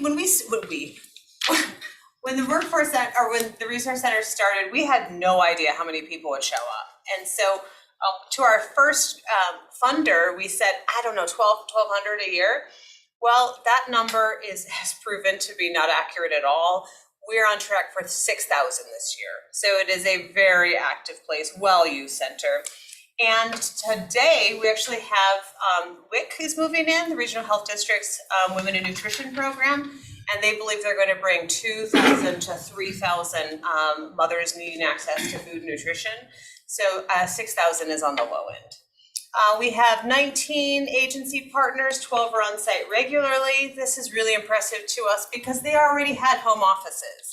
And yet they chose to move into the Resource Center and in many cases pay rent alongside of us. So we're really appreciative for the entire community. And we have a pretty impressive clothing closet on site. We know there's other resources for clothing, but we just don't like to send people all over town. We're working with folks that most likely don't have transportation, and we want to just give them everything on site. So that means access to medical resources, housing resources, clothing resources, and not just clothing, it's pre-employment clothing. So if you're going for an interview or a first day of work, we'll outfit you on site. Some demographics, we get asked about this all the time. It is really a diverse customer base. You can see about 66% identify as white or Caucasian, which leaves a lot of other demographic races coming in to see us. One of our highest, and we're really impressed by how many individuals we have who are Marshallese. I believe outside of the church organizations, it's the highest martially serving site in Spokane County, to the best of our knowledge. That's thanks to a partnership with Jazz. We're really happy to be able to provide all the services. Anything you want to talk about on demographics? No, and I'm Jen, I'm the director at the Resource Center. Thank you. Yep.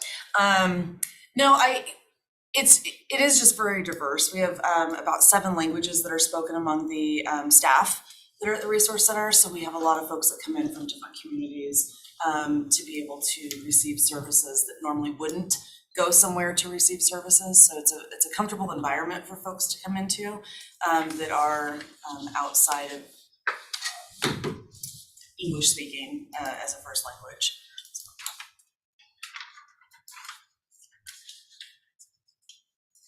Services requested. So when we started this thing, we thought we were going to do housing. It was really to prevent homelessness. That was the intent of the Resource Center, and it still is. However, you can see how much it has changed. One of our primary drivers now is childcare. So thank you to the county. We received about $1.5 million grant. We're going to partner that with another grant we got on childcare.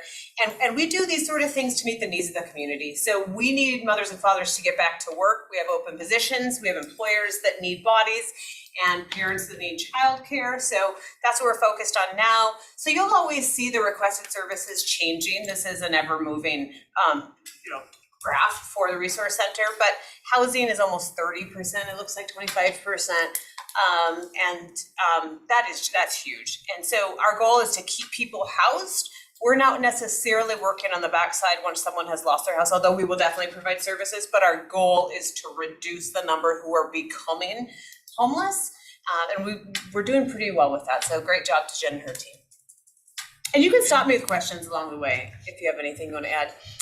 We also offer a lot of space for the community. We have an inclusion center, which is, so it's a diversity and inclusion center. We really want to make sure that the community feels like they have access to the space. We have one room set aside, and you can see the list of meetings that happen there. It's also a great way to get new potential customers into the center. You go on the next slide, Ron. You want to talk about Justice Involved? Yeah, so we have Pioneer Human Services on site, and they have about 4 different programs that they're running out of the center. So they do a Roadmaps to Success program. So folks who have previously been incarcerated or justice involved are able to access that program, and it's really just learning it's a self-discovery class basically. It's 2 weeks long, and then they have a week right after that of intensive case management and then ongoing case management from there. So it's a pretty intensive program. Lots of folks have gone through it, and they had the Uber to Court, which was also super successful, and then they're now doing a supported release, thank you, Safe Reentry, the supported release program. And so that started up in the last 2 months. They've already had about 1,000 people that they've seen for each month. So 2,000 people that they've been working with. They also go out and work with law enforcement to take folks into either treatment or to behavioral health or into our center. So they'll go and do transporting for folks, and so that's pretty exciting just because it's out of our, it is out of our center, and they'll take them to stabilization center or behavioral health. So the Pioneer Human Services program, they've got about 11 staff that are there. We started with me and one other staff person. Total.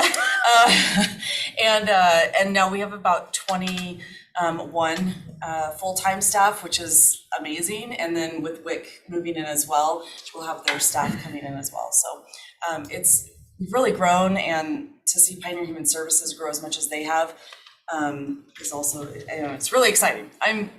I've seen it grow from so small to in 1 or 2 chairs to everybody that's there right now. So. And we're happy to be supporting so many things that you're working on as well. It's a really great partnership with the county. We also have started offering quite a bit of occupational skills training because we're having such success with the people that we're working with. Normally we just send them down to WorkSource, but we want to make sure that we're encouraging that, the sort of, transition to employment. And so we've been able to follow up with folks, and you can see here what kind of training they went into, all needed within the community. So the folks coming into the resource center came in because they were, concerned they were going to lose their home, and they were able to work on so many other barriers to get them into training and then into employment, which is fantastic. I think if you can go on to the next one. I think it should be the last slide. Perfect. All right. What questions can we address for you? So I guess I just want to be clear on what, you're giving us all this information, but is it also requesting that we help with extending the lease? Yes. Because again, I remember from 2 years ago, the landlord does require it to be a government entity for some reason. Yes.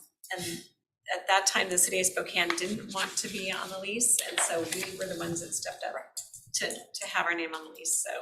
So it's, the request is to extend that, correct? Yeah. The city did not have staff in their human services department at the time, and so they were choosing to let the lease expire. And yet we had brought in about $7 million in grant funding, most of which can't go towards rent. That's why we had to come back to you. And so, we felt obligated to the funders in the community to keep this great site going. And so we thank you so much for stepping up. And it has become so much better since you signed that lease. And the lease expires next month. So we're hopeful that you might be willing to enter into another lease agreement. And I just want to be clear on the financial side of it, though, that you have funding now to handle those lease payments. We have set aside, so the total cost is about $270,000. We have set aside $200,000. We're waiting to hear on $70,000 other in funding. However, I also have it in reserves should I absolutely need to. So we're hopeful that there could be an ongoing partnership, but that is not part of what we're asking today. Mr. Rich? Well, and so when we started this project, it was a partnership between us and the city and the agencies, and I thought it was an outstanding program from the very beginning. And then the city not only didn't want to sign the lease, they actually backed away from even providing some of the financial support. So we stepped to the line and provided financial support, and quite frankly, I think we embarrassed the city to come back to the table. And they finally came back with some dollars to be able to help continue. But my goodness, you guys have done a great job. I mean, this is I think everything that I was hoping it would be. So nice job, and certainly providing a needed service in the community. So thank you, and again, thank you to the county. It would not exist if not for the county. yeah. Commissioner Walworth?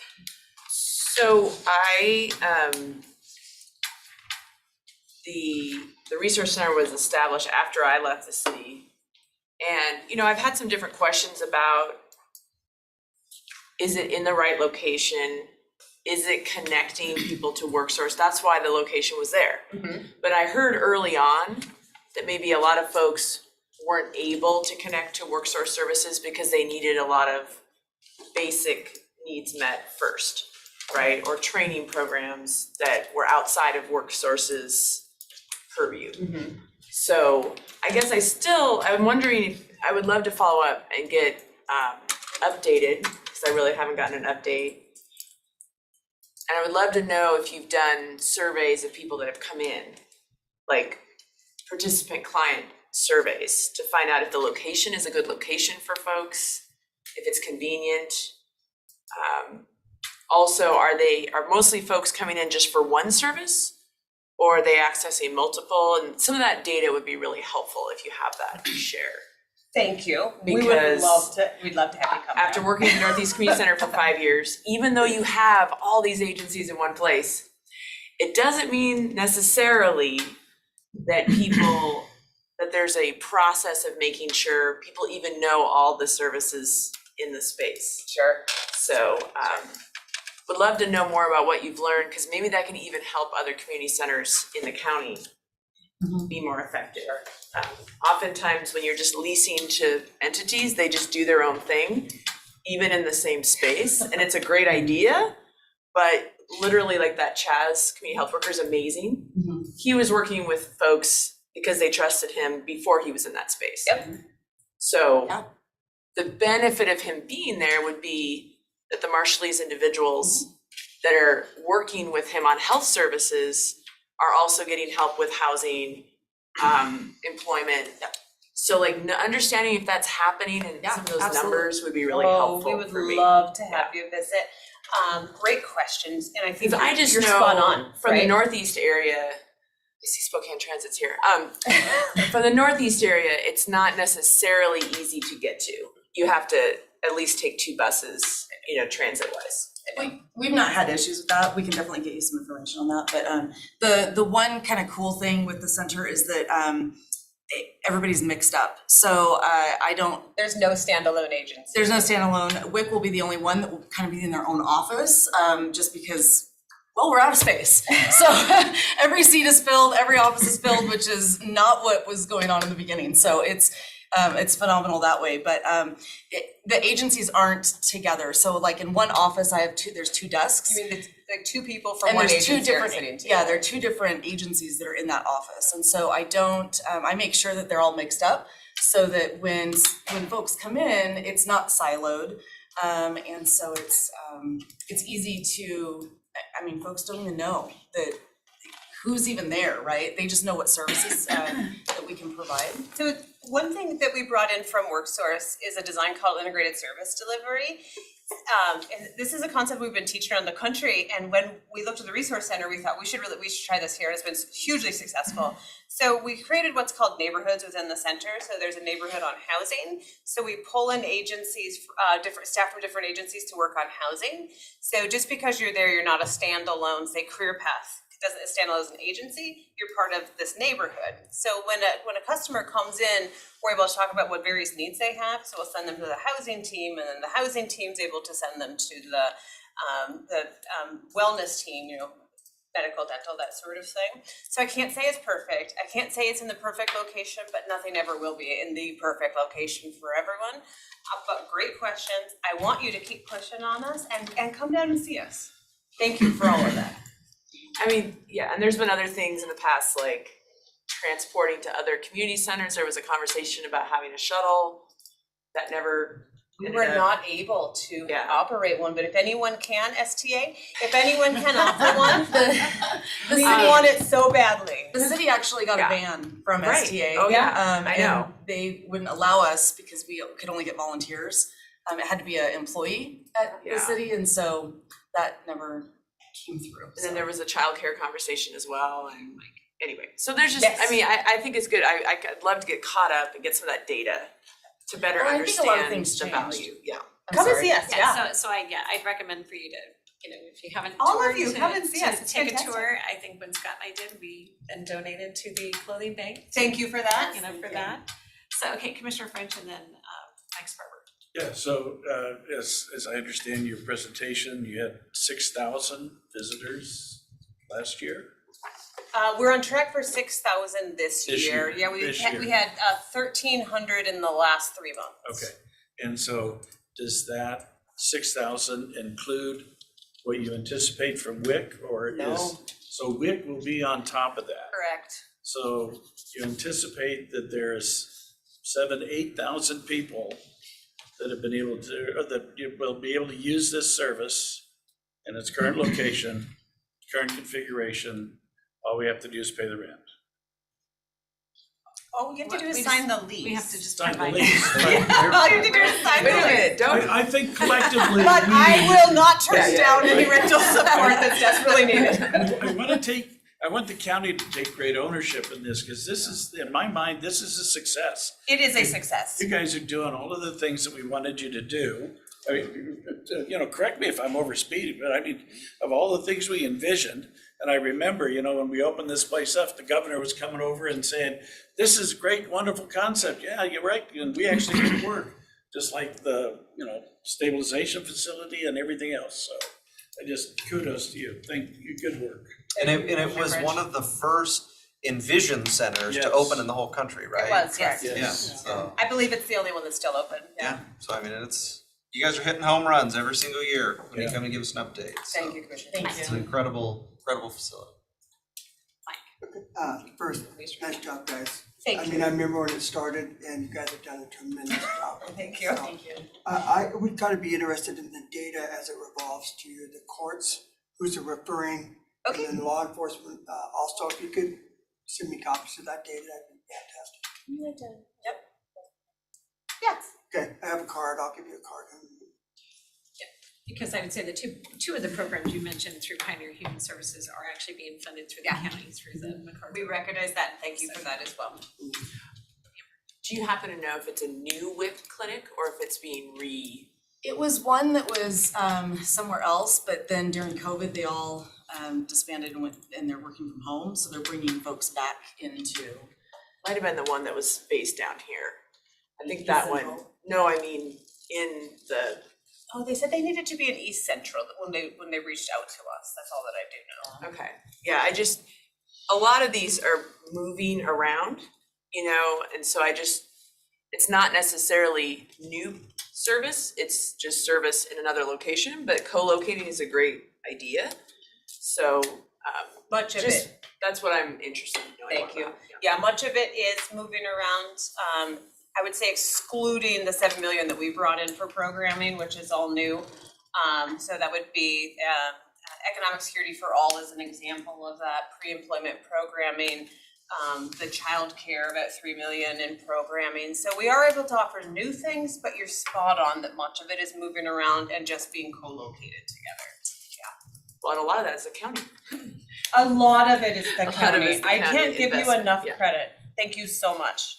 So is this gonna be on the agenda or is it? It will be if the commissioners, I'm here in general support for this. We just need to figure out what the length of the lease term is, where the commissioners feel comfortable. It's not extending, it's that we actually have to do a new lease term because the current lease did not have an extension clause. So we'll work with Dawn on kind of coming up with some lease term length and then present that back to the commissioners. We've got about a month to be able to do that, month and a half, but we want to try to get that done quickly. Yeah, and Chris, since it's a lease agreement to have legal. Yeah, his team supported the development of the original lease and the interlocal agreement, so I think we're in a good path to be able to leverage some past documents. Okay, great. Thank you very much for being here. Appreciate the information, and it sounds like you've got some commissioners that will be out taking a tour. Thank you. Truly, the county has made this possible and a success, and thank you for considering signing the lease agreement, and we will not let you down. We will make sure that we honor our commitment, and we'll make sure that the county is recognized for all that you have done in making sure this is a success. Thank you. Thank you. Thank you. Well, welcome, Susan and Carl. I apologize that we're running late, so I'm glad appreciate we you were being here for the presentation. I'm going to follow up too. That would be great, because it has been a discussion from others saying that they're concerned about bus access and all that. Well, there is access where they're located now, but lots of organizations can benefit from having their own van. And we do a van grant every year. I wasn't sure which one she had, This was is like talking about. from 4 years ago. When it first got off the ground, but then I think the driver situation just never was able to be resolved. Who's gonna hire the driver? Well, we're trying to hire as many drivers as we can from everywhere. Chair, thank you for inviting us to talk to you this morning. I want to say good morning and thank you to Commissioner Kearns and Commissioner French. Commissioner French is the longest serving board member on Spokane Transit. And I never get tired of telling people he won Board Member of the Year from the American Public Transportation Association. And then it's a thrill to see Commissioner Waldrop. I was going to blurt out her first name. Commissioner, it's very nice to see you too. So we are here this morning to talk about the future. And part of what I'm going to share with you is an invitation to the launching of the City Line Bus Rapid Transit route on July 18th. We'll have a big event. You'll all be invited. We're going to have lots of folks who have been part of this journey with us. July 15th is the first day of service, launching in Brown's Edition. And the 18th is a Tuesday, and that is an invitation to the official ribbon cutting. You all have had a part of this accomplishment with us, so we'll look forward to sharing the day. I will turn it over to Carl Otterstrom. I'm sorry, I did not speak to Commissioner Jordan. I think he's looking at my back, isn't he? Commissioner Jordan, I apologize. It's nice to meet you. You as well, no worries. Thank you. What time during the day is the ribbon cutting? Because that's our legislative day, so we want to make sure that we get you in the calendar. 10. Yeah. We talked to Victoria and we understood the challenge. And since you're a speaker, I was hoping you would find a way. Oh, I'll be there. But I'd like I'd like all of you to be there if that's possible. It was, Tuesday was a day that worked for people who were traveling from Washington, DC, or the governor from Olympia. So that's the reason for what seemed like an odd Tuesday at 10. We'll follow up. So introducing to you someone you all know, maybe Mr. Jordan doesn't know him yet. You have met him as well. Okay, so this is Carl Otterstrom, who has been at STA for 14 years. So he has most surely met with all of you in one way or another. He is the Chief Planning and Development Officer, and he is leading our strategic planning work, and he will introduce our other colleagues who are here. Thanks, Susan. Thank you, commissioners and staff, for being here today. How much time do I have? Well, do what you need to do. We're just behind, so we'll keep going. I'll just acknowledge I have Kathleen Winan here, who's been a senior project planner working on the Connect 2035, really managing day-to-day event. And Hamid Ajafri has been working senior planner working on Division BRT, which we'll also talk about today. So Connect 35, go to the next slide, is our effort to develop a new strategic plan for STA. So both Commissioners French and Waldrop were involved with the development of STA moving forward from 2014 to 2016. This new 10-year plan will bring us all the way to 2035. And last year, the STA board developed the strategic foundation for the plan, first phase of this effort. Next slide. So in the strategic foundation, which was completed, we did a lot of public outreach. We developed a refresh STA's vision, mission, and major goals. And we're kicking off the second phase in July. We're currently today is a deadline for the proposals for consultants to work on this with us. And like the last phase, we expect to do a lot of public outreach and engagement throughout the project. So just to recap on the first phase, we did a lot of things. We're always doing a lot of engagement in different forums. Simultaneously, this included interviews with community leaders, board members, really understanding how people see STA, our role going forward. We had an online survey, over 800 participants of that survey, 6 listening sessions. Those included reaching out to organizations like World Relief, the MLK Center, ARC of Spokane, and asking them, how do we get your clients, your customers to these meetings? We actually did something we hadn't done before. We worked with the organizations to pay them to bring people through incentives, basically pay for their time, but people who had an interest and vested interest in transit operations and service. We held some other outreach events, and we'll just keep on moving here. What we heard from all this was people want buses that come more frequently. And this was not a surprise to us, but it's always good to get that validation as we hear from the public. People want us to go to places we don't serve today. And people want us to serve other hours of the week, especially nights and weekends. And we heard this especially from our community leaders, where they would like STA to play a role as a leader in sustainability in the community and in addressing issues of climate change. So the next slide has the refreshed vision and mission. So new vision, connecting everyone with opportunity. So really seeing transit's role in that connectivity, which we talked about a little bit already this morning. Our mission statement has been refreshed. It's generally consistent with the older version, but it also includes the word inclusive now to ensure it's really understood that we are an inclusive public transportation service. Next slide. So there are 3 goals of this plan: elevate the customer experience, lead and collaborate with community partners to enhance the quality of life in our region. The 3rd, strengthen our capacity to anticipate and respond to the demands of the region. Next slide.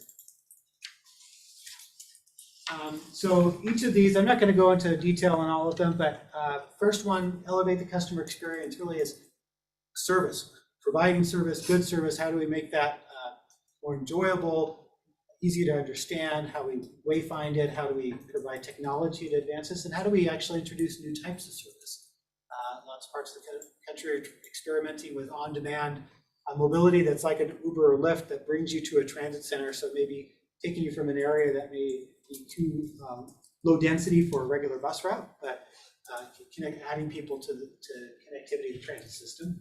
Next slide.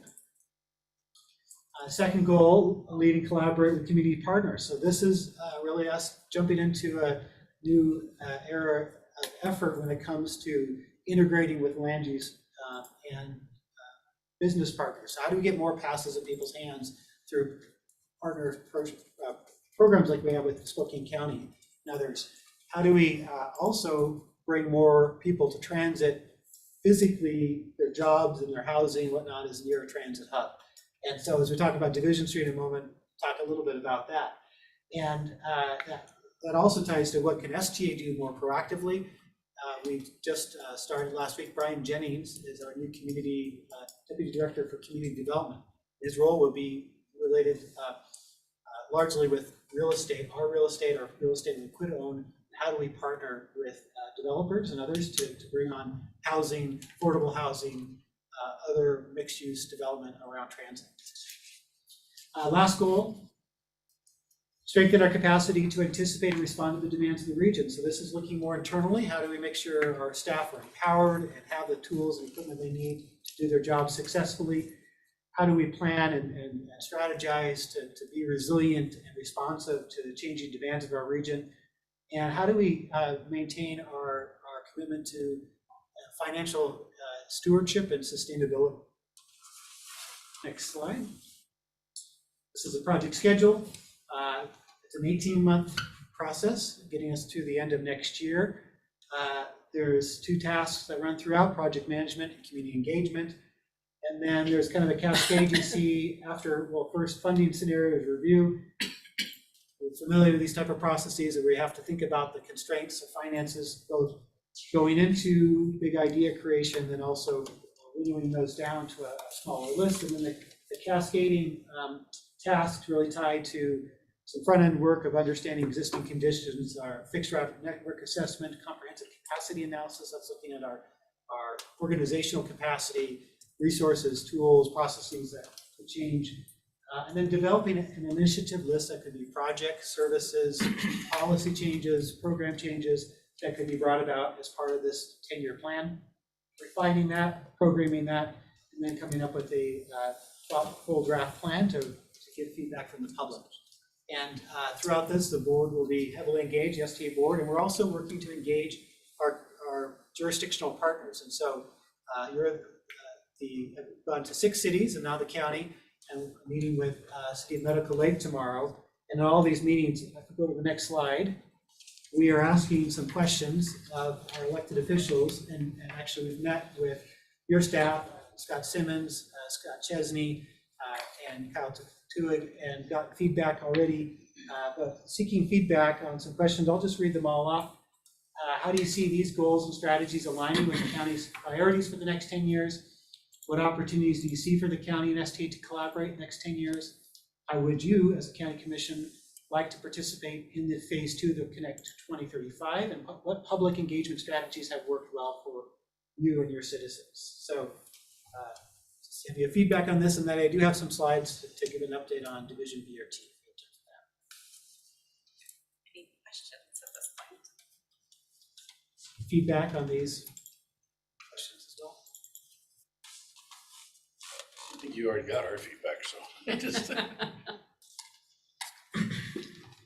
Well, obviously talking to Scott Chesney and the 2026 growth update is important, right? Staying in touch with that. I don't know if you guys send a planner to those.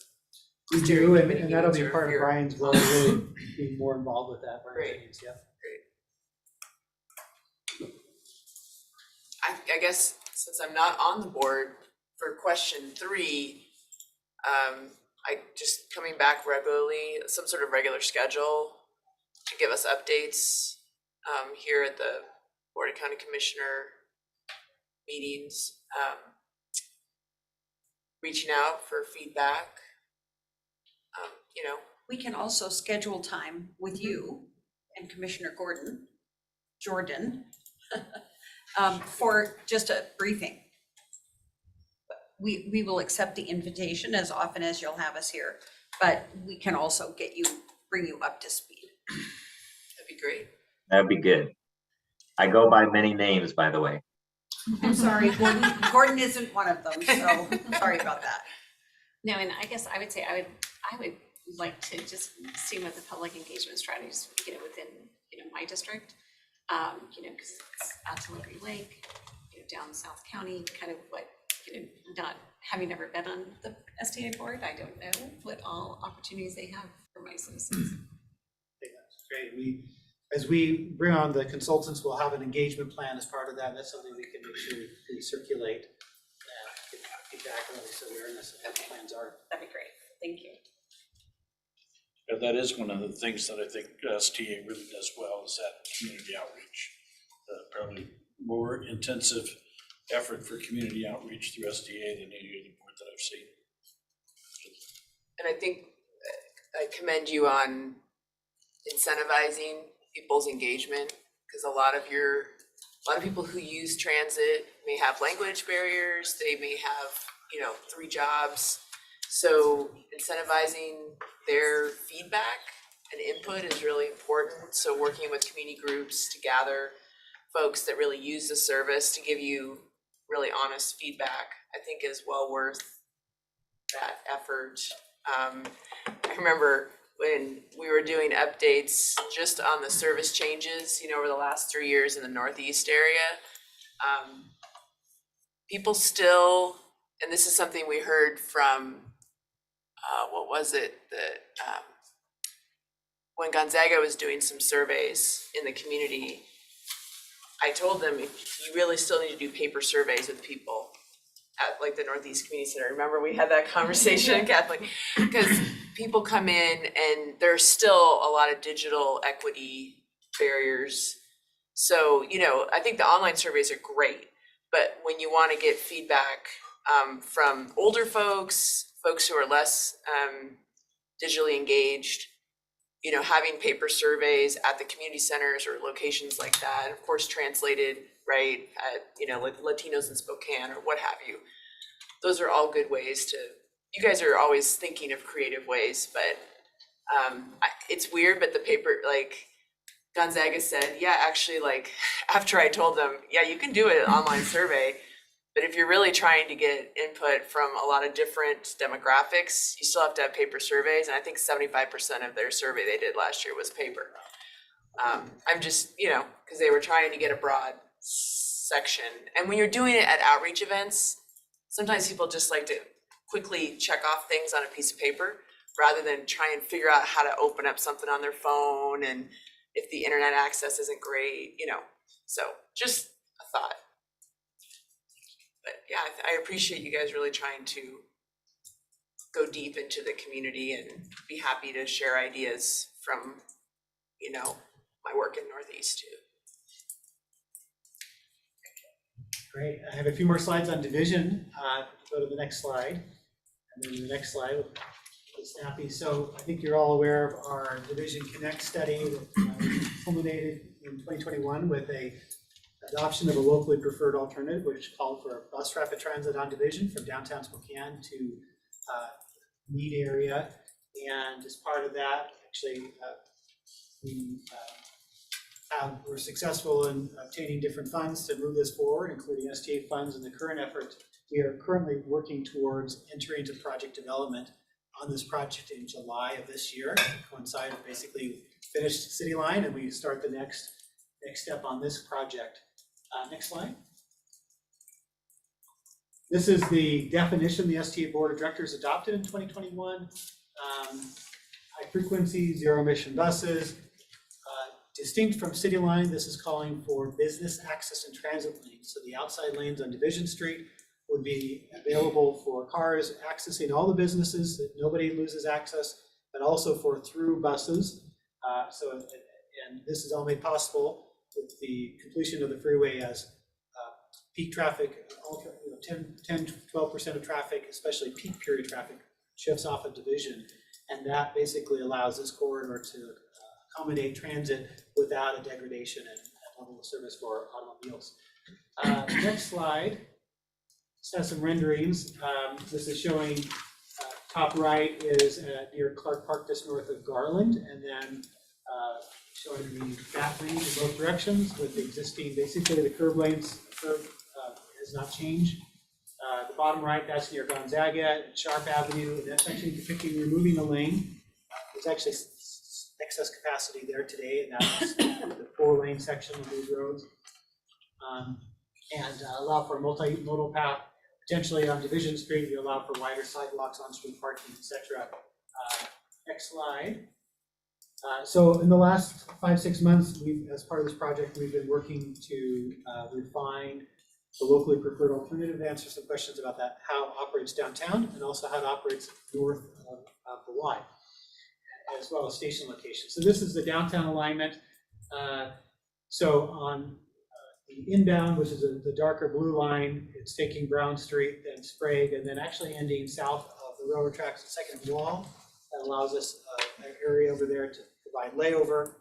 We also make a lot of connections with City Lines, all services heading to Spokane Valley, and Sprague and Bernard, including the trains, the rail station as well. Sprague and Stephen making connections to the South Hill, and there will be a closest connection, direct connection to the plaza that's within walking distance, about 500 feet. And then Second Wall, outbound, going heading north to Spokane, Second Avenue to Lincoln, then Lincoln to Riverside, and serving Lincoln, Riverside all the way to Division. Now it's shown there is a new stop, a left-sided stop at Division and Main, which would be just around the corner from the City Line station. And so we would have 5 doors like the City Line buses to allow for buses to operate on the left side of the road. Next slide. Shows the north end, which is probably of more interest to you all, is we evaluated multiple alignments and including operating like the current Route 25, serving straight up Newport Highway, serving Whitworth, and then straight Newport Highway. What we found is going to Whitworth was really key for ridership, and so we focused on anything that went to that Whitworth area at Hawthorne and Division. But as we were looking at first, we were focusing on how do we get it over to Newport Highway sooner? So taking Hawthorne and skipping out of the Windermere area, and some really great discussions with county staff really brought to our attention the importance of serving that area, not with other routes, but with the BRT. And ultimately, through that analysis and effort and evaluation, we worked on this evaluation effort over months. We started focusing our attention on this alignment that travels north. So there's a station shown at Holland and Division, then Division or 395 at Hawthorne, and then continuing to Hastings area for park and rides there. Obviously, over the last 20 years, there's been substantial growth in that area. We have a high school within walking distance, so it's really important to serve there. And then actually taking Hastings and Farwell Road to the northwest corner of the Mead Works area. Now that's where the state of Washington DOT has right-of-way set aside. At one point, they had a major intersection redo. They canned those plans years ago, so that's available and been anticipated now for a transit center. And we also show a station and the Perry Street and Farwell Road, and that area has been blossoming with quite a bit of higher density. And I would also note, Scott Chesney pointed out, public records on the county records, that the multi-care medical group has purchased 30 acres of property adjacent to that WashDOT corner.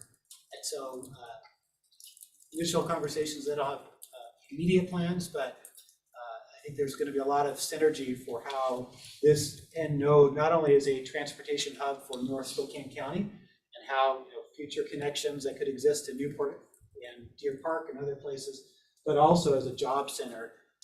And then it will also be a connection with other routes that we will extend north from, say, Nevada through the Ugruk site to bring to that hub. So this is what we are recommending. So our STA board actually has a hearing on Thursday about this overall alignment. Next slide actually has stations, and they've just been refined throughout the mid section of this. And we are consolidating stops through this effort. So was it just, I was involved just as a citizen giving input when you guys were doing the study in like 2019, 20, whenever that was. And you were looking at either having the BRT stations in the middle of Division or on the sides. So what did you end up? So on the choosing? sides, and so we'll be in those business access or transit lanes. What that allows, well, it's a lower cost than building it in the middle. Really? Even though you have to build on either side? Yes, because it's Okay. it's a reconfiguration of the geometry. Yeah, the house was a big driver. Okay. And so, and also there's some pros to being in the center, so every pedestrian doesn't have to walk as far, but there's Yeah. also, everyone has to walk to the center street rather than half of the trips don't have to cross Division to get there. So there was quite a bit of evaluation on that. And Pierce Transit is currently working on a center BRT. It's now a $300 million project. They busted their budget a few times and they haven't actually started construction yet. So there's just a lot more, even though you're putting a stop on either side, the amount of infrastructure in the middle is just much more massive. Much more massive. And the relocation as well, you're dealing with sewer lines that are Okay. often in the center. Okay. And then the turn lanes that you're getting rid of. So you're actually reducing access to businesses because people can't turn in those channelized turn lanes on Division today. Okay. So this actually had less disruption to everybody and a quicker construction. So the right hand or the left, so going north or south, the right hand lane will be BRT, That or if you need to turn into a business, you go Side into street. that lane. Okay. But otherwise, you're supposed to, as a auto driver, you're supposed to stay out of that lane unless you have a purpose. Yeah, and it actually works to their advantage because they're not behind a bus and stopping for passengers, they're staying through. You don't have that Or another swerving car around that's the trying to turn. Yeah. And then just Yeah, the last, it just shows the whole alignment, just I think one more slide.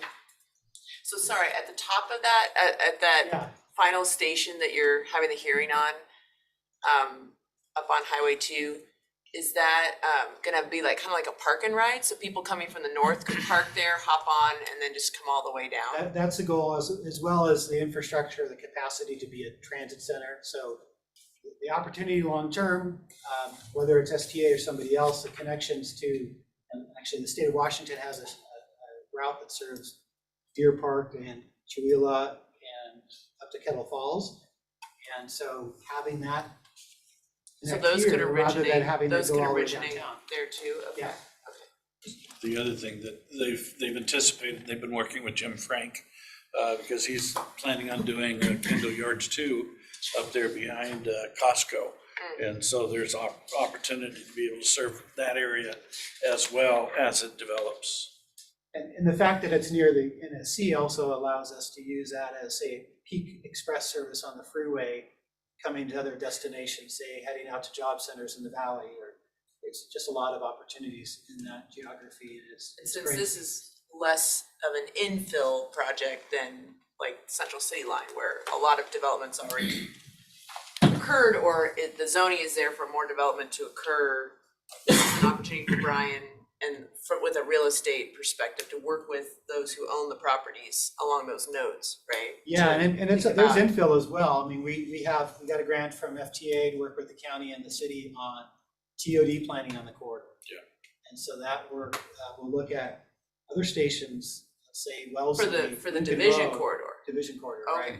But also, as we think about north of the county line, there's certainly opportunities around, Hawthorne and Division is intensifying development. How can that, what else can be done to support that? And I think Like a mixture of residential or, yeah. as we think about this project, we worked with consultants as part of the Division Connects Phase 2 work that's really focused on multimodal, has identified different kind of candidate projects that they may not be part of the Division BRT project, but they're still queued up that, hey, these could be put into your 6-year plan, or you could pursue grants for, or maybe they're, things that as development occurs, make sure the developer is integrated into those opportunities. So I just had a slide on outreach. Did lots of outreach, we talked about that already. The last slide. So we are taking this public hearing, intending to have a board action next month to refine, update the locally preferred alternative, something we did actually several times with City Line. We just update it to reflect these actions. And we're gearing up, doing some additional preliminary work so we can ask FTA to come forward in July to say we are ready to go into project development. The state's budget has $7 million in the next biennium, which will support project development efforts. We also have, we will be pitching to our board that as a resolution to adopt that any savings from, local savings from City Line be applied to Division BRT. And we understand the FTA is thrilled with those kind of ideas of how do you take the project savings and really leverage it for the next big thing. Project savings. We're going to come in under budget. A lot. Well, over 10 million. Yeah. Several million, currently 13. But Carl's giving me side eye because Don't say that. Don't say the number. we're not making any commitments to a number, but we are. Better make this happen, Carl. Better make this happen now. I'm confident over 10 million is what I'm telling you about. You'd be able to roll that into this The project, local share of that. the local share, okay. Is the CIG different than Small Starts grant? No. It is a small starts grant, is part of the Part of capital CIG, investment okay. grant. Okay. Any other questions? Steve, any? Just thank the county for their effort and support, and this is an exciting project for Bristol. Thank you. No, it is. Appreciate you hanging with us as we're a little delayed on timing, so thank you. Thank you for being with us as well. Thank you. Okay.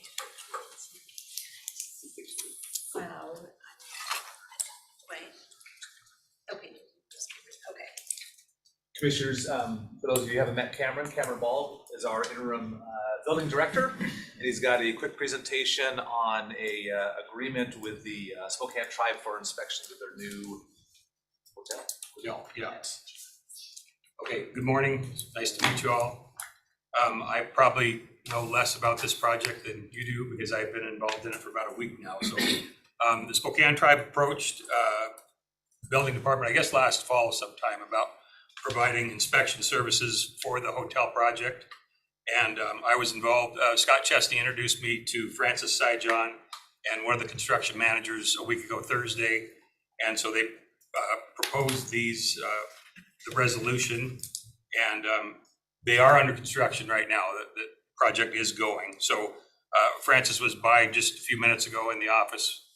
He wants to get us involved as soon as possible. As you can see, this is an advisory nature. All we're there to do is to explain the code. That's it. It's just an advisory position for fire, plumbing, mechanical, and building. And that I've spoken with some of the inspectors in the area and to just kind of prep them that this might be coming on. So that's about what I know about the project. And there is the agreement that was being drafted up, and as Cameron said, he just stepped into this, have been in the works for some time with our previous building director. And now that they're in construction, they're anxious, the tribe is anxious to get us moving forward. There is a payment arrangement in there based on the hours that were involved with this. So there would be compensation coming back to the county building department forward doing this work. Cameron feels like there is the ability to absorb this additional work with the resources that we have in place today. So if the board is so inclined, because of the timing, I do have this on consent tomorrow. So any questions you may have or concerns, good to hear today. Commissioner French? Yeah, no real concerns, and thanks for finding a pathway to help them out with the project. But so just so that I understand, so we are not the official building inspector on the project. What we are is a third-party consultant to the tribe and assisting them getting through the code. Is that a fair kind of a assessment? Yes, their plans have been reviewed. We will not be issuing permits. Right. We will be there on an hourly basis to help them with the code. So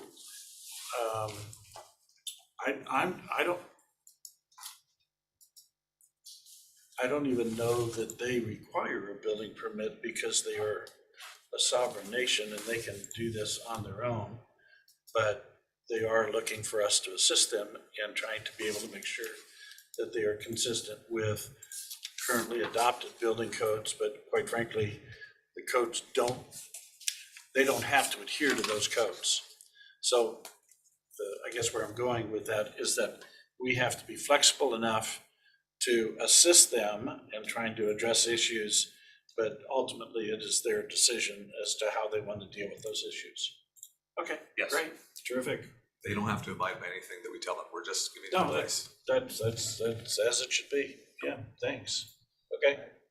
I mean, I'm comfortable with us moving forward, but I mean, this isn't gonna put us in a situation where our sort of advisory guidance we're giving is gonna put us at odds with the contractor that's actually doing the work, because I would assume they would feel they know how to do it properly. I mean, we're sort of coming in and I don't know. I don't want to put our team in sort of an uncomfortable situation there, trying to tell the contractors on site, you're doing it raw, although we're not doing the actual inspections that we think whenever, I don't know, it just seems we could put our staff in an uncomfortable situation there. We do that every day.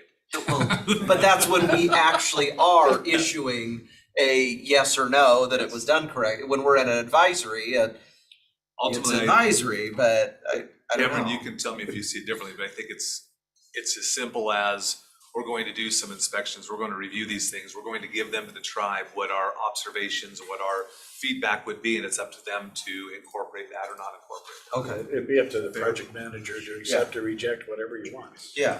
Yeah. And I did explain that very scenario to the staff. I said, you can say this, and you're gonna turn around and walk away, and they're going to follow that or not. It's up to them at the end of the day. There's that, I did see on here, it said you had notified risk management.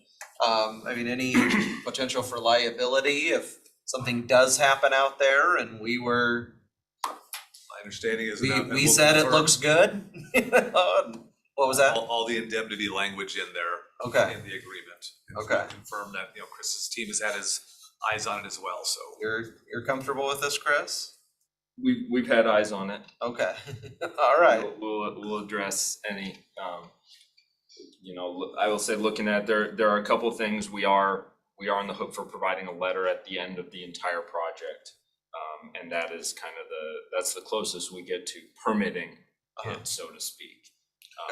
And the letter, it's loose language, so. Is the letter going to be used predominantly so they can get insurance? The agreement doesn't specify what the letter is for. That's what I would expect, that they need a third party to be able to get insurance on the building and stuff, so, yeah. But then doesn't that put us at risk?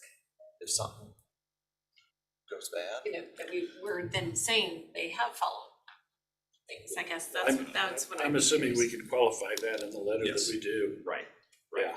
Yeah.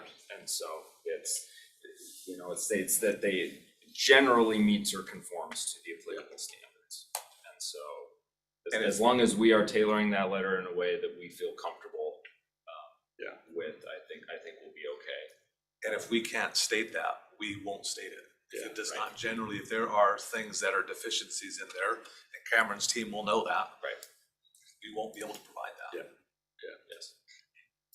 And I guess just since there has been a death of a worker out there, I just would want to be clear that we are not doing anything for safety standards. We are only doing That's what I building was gonna standards. say too. This doesn't say anything about the actual standards on the work site.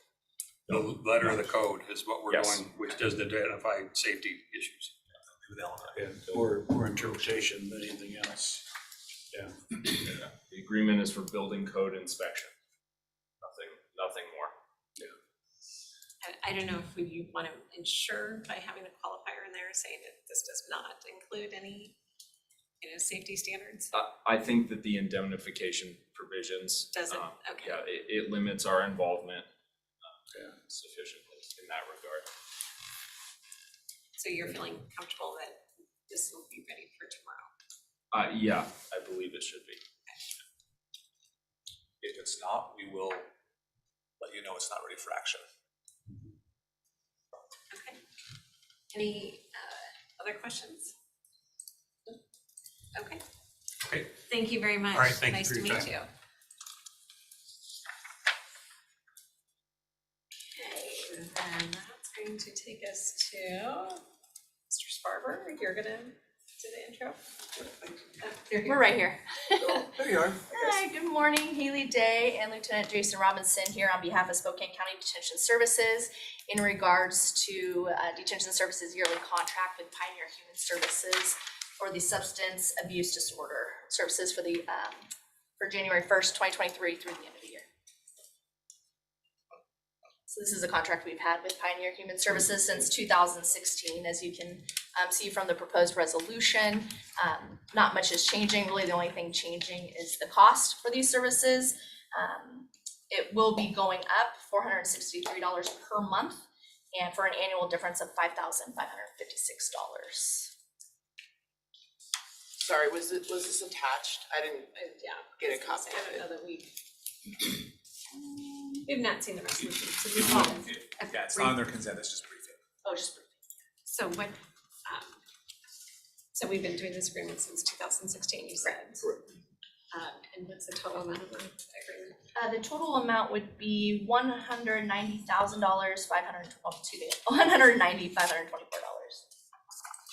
And that's annually? Annually. Okay, and then this is for the next 2 years? 1 year. 1 year, just a 1 year. And so I do have a question. So what do they do? I'll leave that to Lieutenant Robinson. It's substance use disorder, so it's IOP, intensive outpatient treatment for drug and alcohol, so we get 4 referrals, they're sentenced to this program. It's a 12-week program, it's based upon living skills and drug and alcohol treatment, so oftentimes once they complete the program, they go back before the judge and they'll be released, so it's an alternative to in the community drug and alcohol counseling.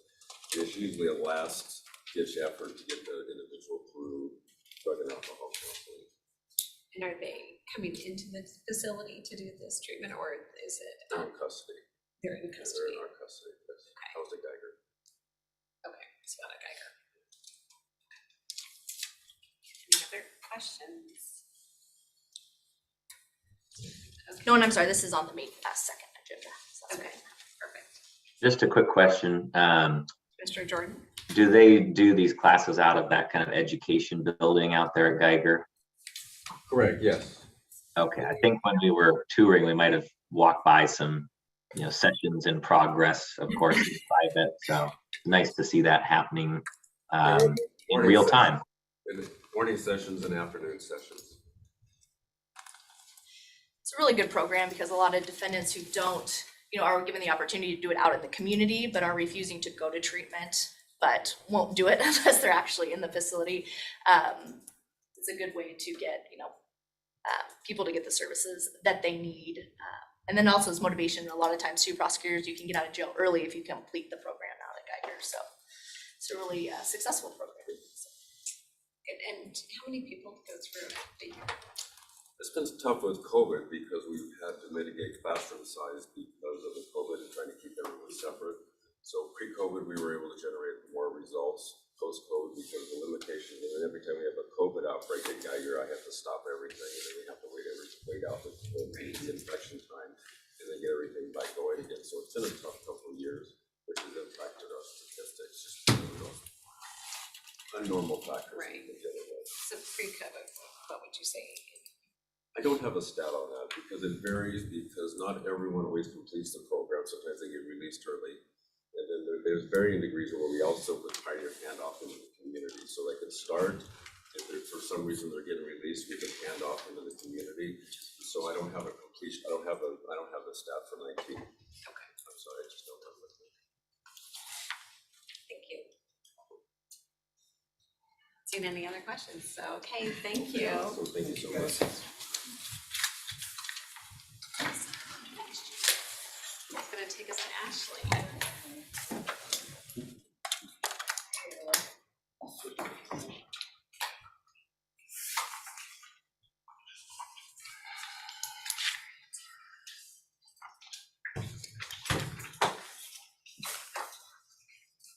Thanks. All right, thanks for having us here today. Tony and I are both here to essentially bookend the resolution that we put in place, and I want to say back in May of last year, really working toward finding an ERP solution for the county. So I'm going to walk you through our progress and where we're at today. So for a refresher, a reminder, an ERP is an enterprise resource planning system, which is a full software suite for an organization that allows us to manage all of our operational activities. Currently, we rely on PeopleSoft and a whole lot of other bolt-on systems right now to manage the operations of all of our county operations.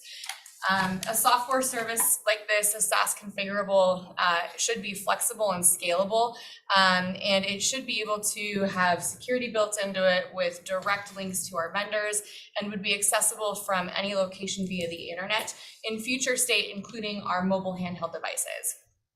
When we looked at the enterprise resource planning for the county, we looked at financial management, and so if you see the screen up there, that includes things like financing, budgets, procurements, reporting, and data management. All of HR would live in this system, so payroll, benefits, leave management, time and attendance, training, recruiting, applicant tracking, and then work management as well, which includes asset management, inventory management, grants, and project management. So a full ERP includes all things business. We went and looked for a new ERP. As you all have heard us talk about many times, our systems are very archaic. We're approaching end of life for many of our systems, especially those homegrown ones. We are a couple of retirements away from being in a not so great place with some of those homegrown systems.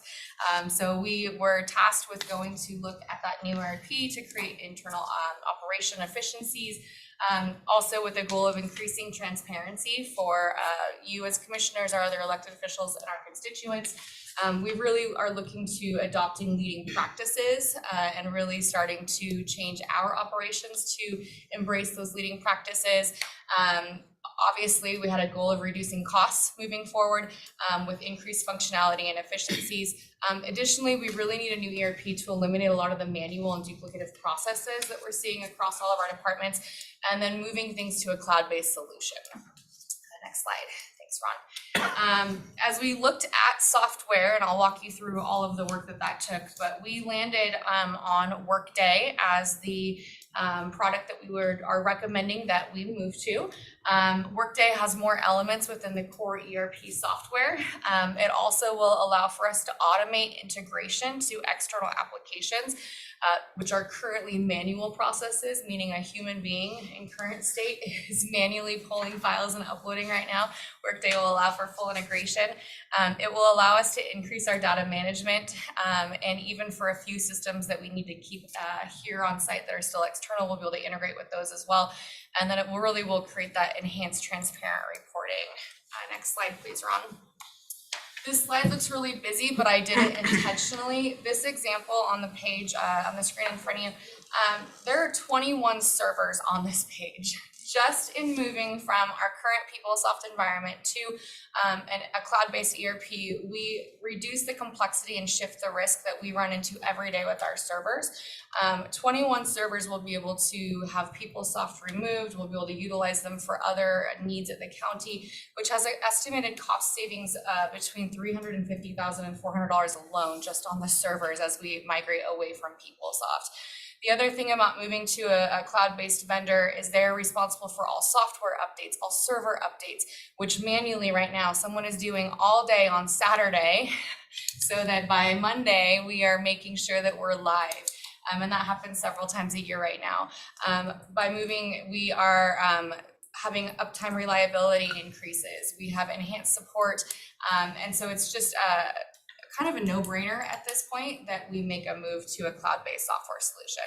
Next slide, please. To talk through the process that we went through. Since we were last tasked to go start this project, we went through the RFP process. So 1,248 firms were notified across all 50 states. We had 5 bids returned to us that all met the full requirements that we needed at Spokane County. Those bids were submitted to the purchasing team and then were evaluated by the steering committee and subject matter experts without knowing what we were looking at. So it truly is a blind process when we initially got those bids. Based on scoring, the top 2 firms moved into on-site demo and interview. And so 2 firms actually came on site and presented their solution to the steering committee and the subject matter experts. So that took a full 2 days. And then from there, we scored again, and the highest ranked firm, which wound up being Workday, came back to Spokane again with that group, and they were with us for a full 2 weeks. And so we took a break from our regular jobs, and we all moved to ERP, and we reviewed the entire suite. We had huge buy-in, huge participation, which if you look at the next slide, it really shows you the multitude of work that's been done. So it's kind of hard to see, I realize that, but we have, over the last 18 months of evaluating, spent just around 3,900 hours on the Spokane County side reviewing products. We had 75 county employees who participated in this, so we definitely didn't operate in a vacuum by any sense. We had over 24 departments participate. We had buy-in from huge players. Treasury is very excited about some of the options that are coming to them. The auditor's office, Vicki has been a huge champion of this and a great proponent, and Randy and now Tim were very much involved. We've spent over an estimated amount of $252,000 just on internal labor cost at this point. And then we also, as you remember, have the contract with GFOA who helped us for phase 1 and phase 2, and we've sunk $175,500 into that. So I wanted to really focus on the point that we really had a lot of participation, huge buy-in. Public Works, Shannon Berkey is like so sad we can't launch this tomorrow. So every time I chat with her and sit down, she's looking at how we're going to be able to improve processes, really find ways for people to be more efficient, which means we can be more productive with headcount in the future. Just so many huge opportunities that we just don't have available to us right now without spending lots and lots of time and energy trying to pull that information. So I am so thankful to this team, to our elected officials, department heads who let go of their people while we pulled them full-time in with us, and they've spent a lot of time doing that. But I think it's really gotten some massive excitement around what's to come. Even the sheriff's office had multiple people there, and I know that they're a very busy group, but they were there with us and very excited. So it's been a huge undertaking, but we definitely have really solid buy-in across the county. Next slide, please, Ron. And for 2 full weeks, too, we had, all those 25 different departments. They're looking at what the vendor proposed, what they said they were going to do, and we challenged them to show us that they do what they said they're going to do. So it was a very rigorous 2-week vetting process that involved everybody.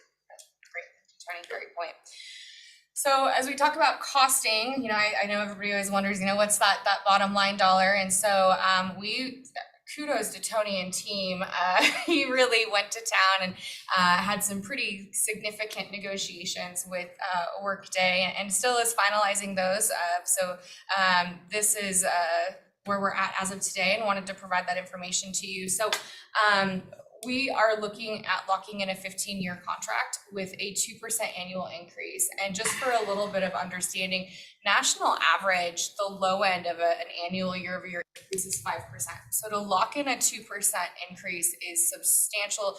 It helps us at the county not just to control our costs, but to actually be able to really forecast and really understand how we can make sure that we are continuing to be good stewards of our citizens' tax dollars. With this contract, we would have additional functionality that results in some higher cost to existing software. You'll see at the bottom of the 4-year SaaS, our teller and debt book do increase a little bit, but we still end up at a net positive based on the other savings we have in other areas. Our new functionality in the system, I can't even speak to the efficiencies that we're going to gain in this. I don't even think we know what we know yet, but we do know that with the consolidated environment, reduced IT expenses, and the efficiency and people synergies, when we are done implementing this, so year 4, when we're really truly comparing apples to apples, we are already in the black. And I didn't run any sort of multiplier or increase on today numbers as we looked at future numbers. So I didn't use that 5%. I truly looked at today's numbers and what it would look like when we move to year 4 SaaS. As you can see in this slide with the dollars, just by combining into one solution, Workday, we're able to eliminate a lot of the individual line items that were high level. Additionally, the estimated synergies line that you see there is a very, very conservative estimate in my mind of efficiencies we will gain and monies that we will be able to save as we see things like positions having some natural attrition in the future, or multiple departments that are doing the same work right now and working around each other. So this is an extremely conservative estimate to what I think that number could look like, but I didn't want to overpromise and underdeliver. So, but even looking at that, the first year that we essentially are out of any sort of consulting costs, we are paying $31,812.50 less in year 4 than we would be in our existing environment. Okay, so before you move off that slide, so the $182,000 a year is what you're thinking are potential, but those are soft costs, not hard costs. Those are, I just used 2 positions, honestly. So I took 2 admin level, low admin positions, and I fully loaded benefits. I think that through natural attrition, so in no way am I saying that this would result in layoffs or anything like that, right? That is not what we're looking at. What I am saying is as we see our efficiencies gained, I think we're going to realize as we see retirements or people leave, we're not going to need to replace positions. So I only use 2 low kind of admin level positions to get that fully loaded employee plus benefit cost. So in my mind, I think there are significantly more that are out there, but I don't have the full data to speak to that yet. Right, and I guess, you know, one of the other questions I'd have, so Workday is $920,000 a year, is what that is. And yes, it'll be replacing these others, but is it gonna be replacing them all in? Let me get to my next slides and I could definitely answer that. Yep. Yeah. So looking at that next slide then, Ron. This is the timeline of where we've been and where we're going. So we started in May of 2022. I'm going to bring us just to today. So April 2023, we award a contract to Software Workday. We will go live with our finance and teller systems July of 2024. We will then go live with core Workday HR systems on January of 2025. For the 6-ish months in between that, our solution will run an integration between PeopleSoft so that payroll and our financials still match. That's all part of this contract. And so the systems will talk to each other. So then when we launch HR, we will no longer need to have that integration because we will be fully on Workday at that point in time. Just based on my past life and kind of history looking at PeopleSoft, We do have the next phase, which is our adaptive planning. Adaptive planning replaces our current budgeting software, Questica. And so to ensure that we don't cut ourselves out of PeopleSoft too early, we're recommending that when we implement adaptive planning and we go live June of 2025, we then flip the switch to no longer have the supported PeopleSoft system at that time. So technically those PeopleSoft dollars back out sooner than year 4, but I'm being conservative with how I'm presenting these numbers in the event we run into some sort of issue.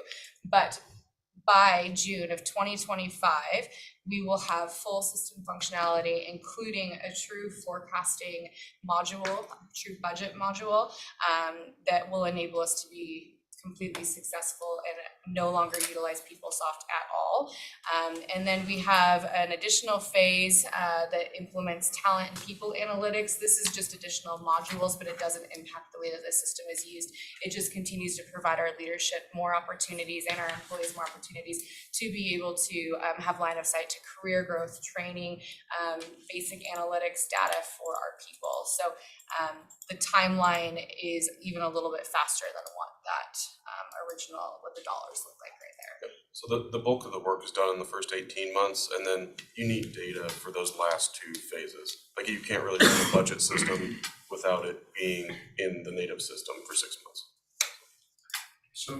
So does this new software package, is the data that we have currently, can that be imported into this software without having to do a lot of data entry?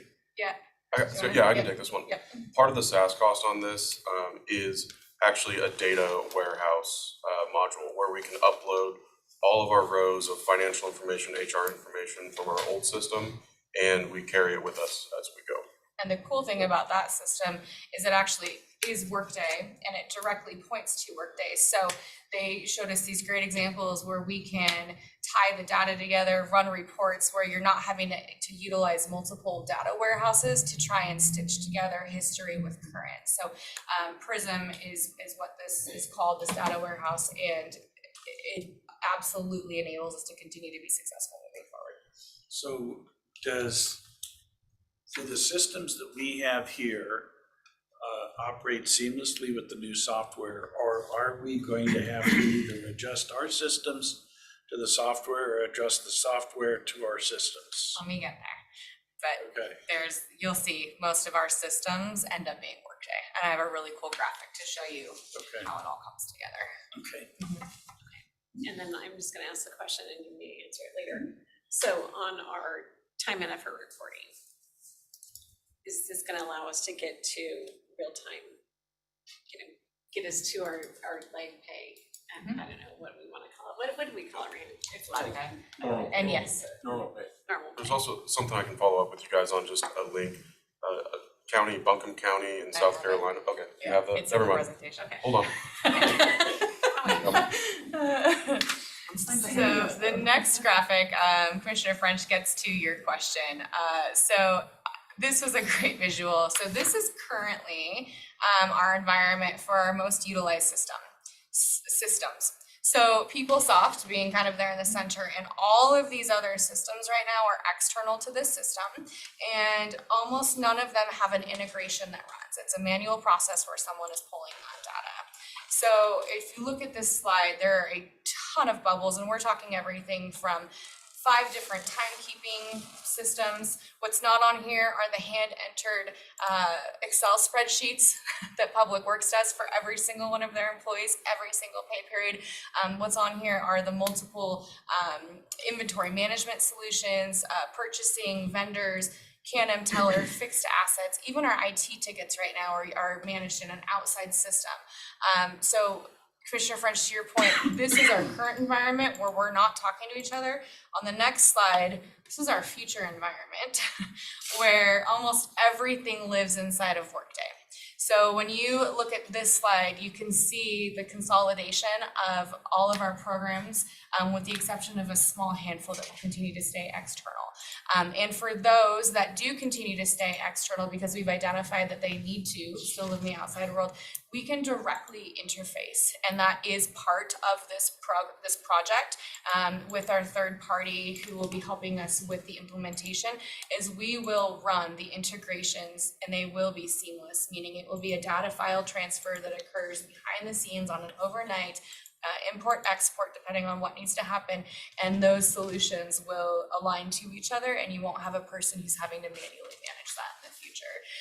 The other thing that we are looking at is there is a solution within Workday called Extend, which even when I'm logged into Workday, I can extend into those other systems that maybe aren't Workday but are talking to Workday. So this really is a solution where we are not having to manage the outside of the system processes anymore. We truly can interface them through Workday, and part of our build includes all of that process. Did that answer your question? Yeah, I just, my daughter's going through this right now and dealing with the Canadian software company, and they have to do some custom adjustments to the software to fit their situation. So that's why I was wondering, are we gonna be in that same situation? If we are, is that built into the price or not? And then, so all of the programs listed on this page here then are gonna be jettisoned away, right?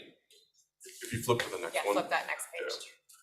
Well, so I see Jedi's going away and I didn't see the lightsaber. Nope, not totally. So Jedi still lives out there. So Jedi and Sets is the program that we don't think is replaceable yet in Workday Solutions. So Jedi and Sets, for our new commissioners, it's a homegrown system that has been essentially built for sheriff's office and detention, and it has an extremely robust scheduling capacity, like a scheduler in it that has not yet been replicated, so to speak, by Workday. Now that said, when we had the opportunity to meet with them for 2 weeks and ask all of our questions, they relayed to us that not just are we asking for something like that, but a lot of their government contracts that work with fire, police, right, they're having those same questions. And so as a part of their roadmap, that they have a scheduler, but building the robustness of it is something that they're working on. That said, we will still run an integration between Jedi and Sets and Workday that will automatically pull the hours worked for payroll, what shifts people are on, all of those payrolls, so that we are no longer having to manually work on all of that, then hand key it into payroll and run the manual checks that we're running right now. So I will share with you, and I don't have any expectation that we'll be able to get there, but one of the things that she did with the software company was that as they made improvements to the package, because of her input, they got a discount back from the software company because it improved the quality of their package that they could sell to other people and get a higher price for. And so I don't know whether that opportunity, as we work with these guys to improve their package, is there or not. If it's not, I totally understand, because that's kind of unique. But if it's there, she was able to negotiate that into the package, and if we could, that'd be great. I'll add that to my negotiation notes. Okay, there you go. We're making their package better, so there should be some kind of return for us. Perfect. Next slide, please, Ron. So the other thing that we were really impressed with Workday is their presence and momentum within the public sector. So as much as all of us love to think that we're special and unique, if we're honest with ourselves, probably not when it comes to the systems that we use and the reports we're running and all of that good stuff. So this is just a snapshot, but they are currently working with over 150 public sector customers. 8 at the statewide level, 3 at the agency level, and then 75 at the city and county level. So they really are focusing on the government sector and continuing to refine the solution that they offer to us to make life easier, so to speak. On the next slide, Ron, it actually shows specific to the state of Washington. So this was also a really great thing for us, as there are other counties, cities, municipalities, entities, universities who have already laid the groundwork, so to speak, in a lot of these areas. So it was really refreshing to be able to speak with a group that already understands something like the Washington BARS reporting that our auditor's office is currently manually working their way through regularly. They also have a work group that is Washington government related, and so there's a whole forum that as people have questions on reports or who's done this or who's seen that, they've put these communities together so that we have resources among each other and don't have to redevelop the wheel, which is what we're doing in PeopleSoft all of the time. On the next slide, oh, sorry. One more point on Yep. that. So whether it's, Boeing or if we move to this system, we're all on the same software. So the power of this is, especially during COVID, when there's all these, sort of tweaks that we have to do from an HR standpoint, those are already built by this kind of community within Washington. They're built in the system and we would get to leverage that work that they've already done. So that was a huge selling point for us. Huge selling point. And on the next slide, it also moves us to the same system that a lot of the groups that we interface with regularly are already on. So DRS is on this system. The state of Washington is on this system. The state auditor's office is actually in their implementation phase right now. So to Tony's point, it enables us to be on the same system, the same solution, the same report rules, the same integrations, the same file uploads, which is critical. An example, just a quick example, is when the new Washington tax tables came out at the beginning of the year, we almost didn't get payroll out on the first payroll of the year because the tax table kept bombing, but the payroll and IT and HR couldn't figure out where the bomb was occurring. Finally, because we have amazing internal resources, they were able to go out to the community, research themselves, and realize, oh my gosh, it's a Washington state thing. The new tax table is bombing for this new Washington state tax that was added for leaves. And so at the last hour, they had to manually fix that. And PeopleSoft basically said, yeah, sorry, like we knew it was there. With Workday, as soon as one person catches it, because we're all on the same platform, when the patch gets run, we all get the patch. And so it really enables us and our very amazing but slim IT and HRIS team to have, to Tony's point, those immediate upgrades and be on that same solution. Make sure we don't get another 20 years behind on our technology. Yes. The other thing that this system does is it does provide an ability for us to increase our transparency. And this is what Tony was talking about when I said I included that link. So Ron, I don't know if you're able, but can you click on that link for me? And this is another county who utilizes Workday. And this is their dashboard to their public community. And so if you scroll down a little bit to that financial transparency, they actually live, real time, as things are posted, are able to share that information with their community. And these are things that we can configure and create to share from a transparency perspective, whether it's internal to our leadership teams or external to our community members. And so Ron, if you want to click on that open checkbook dashboard icon for me.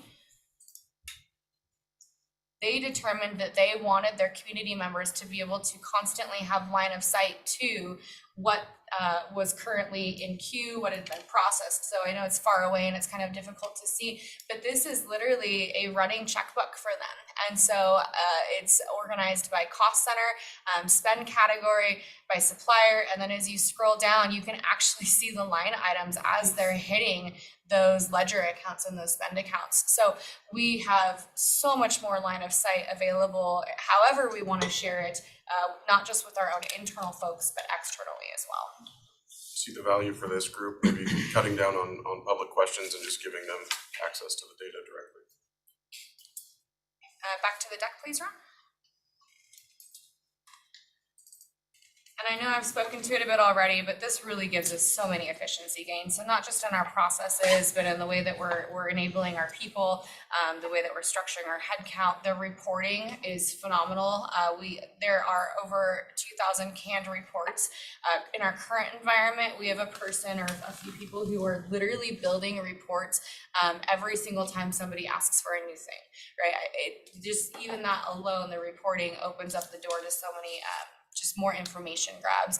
From a compliance perspective, I already spoke a bit to that, but you know, IT is fully on board with this. They're very excited about the compliance, about the risk management side of it, and about the ability to be on a platform where we are consistently compliant with the new rules that are coming at us, as we have new tax tables, as we have different compliance rules that come from the state auditor's office. Those are automatically going to be pushed into our system, and so from a compliance standpoint, we know that we'll be on the newest versions of software. And then I already spoke to it, but that real-time financials, we really feel that that's a huge efficiency gain for our department heads and for you all. So on the next slide, what is our ask of all of you? So we're asking, just like all of our other contracts, right, that we're gonna close the bookend, so to speak, of the last RFP, which was, I'm sorry, the last resolution, which was 220812, which essentially granted the funding out of the ARP revenue replacement funds, and we were tasked to move forward with the project. We are asking for resolutions to be signed that grant signature authority as related to pertinent ERP contracting, and to the authority lines to be CEO, Randy as director of Senior Director of Budget Administration, and then myself as Senior Director of Human Resources. So all three of us would have to agree and have signature line on that. I was fully intending on having that occur next week per our normal process with consent, but you guys are all gone. And so I have an ask and a recommendation. So next slide, Ron. I am recommending that you take this as a by-leave item for tomorrow, and allow for the relevant resolutions to be signed. The reason why is we have been provided an amazing pricing opportunity by Workday if the contract is signed by the end of April. So it would have been in front of you next week anyways, for this resolution.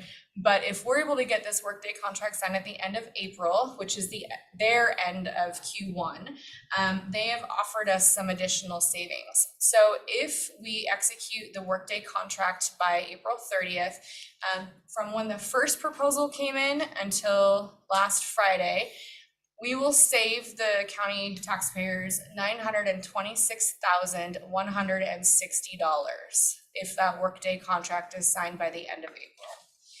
If it's executed after April, then the negotiation that Tony has done, which is still substantial, is $388,463. So that's a delta we'd be leaving on the table, $537,697. And so while we recognize that typically this would be on next week's resolution, my recommendation, if you're agreeable to it, would be to put the resolution forward for signature authority. Our legal team already has the contracts. Casey and Chris have been working on them. I know it's a big ask, but even Risk received it last week. And between Friday, and I'm so thankful to Director Bartel, he took the weekend and worked for us. But from Friday to today, Risk has already reviewed the indemnification, and he is on board, has no changes. He believes that that contract meets the requirements for Spokane County. I know Casey and Chris are diligently working through it to try and get this done for us. But we really feel it's important to make this ask today when we're looking at $926,000 of pricing. So that's where we're at. Okay, so I've got a few questions. So Scott did mention this to me when we were doing the agenda review. We can always do a special meeting next week. That still gets us within our time frame to do it.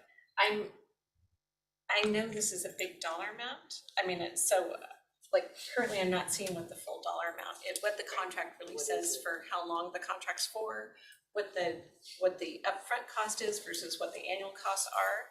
So, and I'm just gonna say, I'm not comfortable delegating signing authority, but I'm not. You know, we've got signing authority for $50,000 or less for the CEO. This is just, you know, we budgeted 8 million, so that's where I don't know where we're at in comparison to that 8 million from ARP. So I want to make sure we meet the time frame by the end of the month to get the discount, but I want to make sure that we have time. I mean, otherwise we haven't even seen the contract or seen what the. So we can speak to all of that though, and maybe make you feel a little better, and then you can tell us. So Tony's been working on this. It is under the 8 million. We are still negotiating, and hopes to continue to pull that number down. But Tony, would you like to share that information? Yep, so in the ARP period, which would be the next 2.5 years, we'd be looking at basically 7.7 is our total overall. And that includes also some internal costs that we are also using revenue replacement for. So it's under the 8 million plus a pretty good contingency. How many years is the contract set for though? 15. 15 years, and then what's the annual, I mean, I guess, so. 2% increase, right? 2% increase after, we're getting a huge That was in the discount. Yeah, we're getting a huge discount year 1 through 4, and then the 2% discount kicks in year 4 forward. And then it comes back next year. Right, but I guess I'm just trying to like, so what is the total cost over the 15 years? Total cost over 15 years is 15,573,492. So 15,000. 15 million. 15 million, right? Yep. Over 15 years, and about 1.7 of that would be covered with revenue replacement for the first 2.5 years. First 2.5, yeah. So I guess that's what, okay.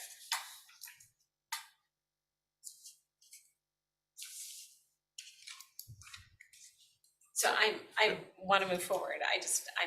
I'm not comfortable as a commissioner to have you guys sign the contract. You know, I'd rather make sure that we are all have kind of eyes on that contract since it's a large contract. But I'm one commissioner.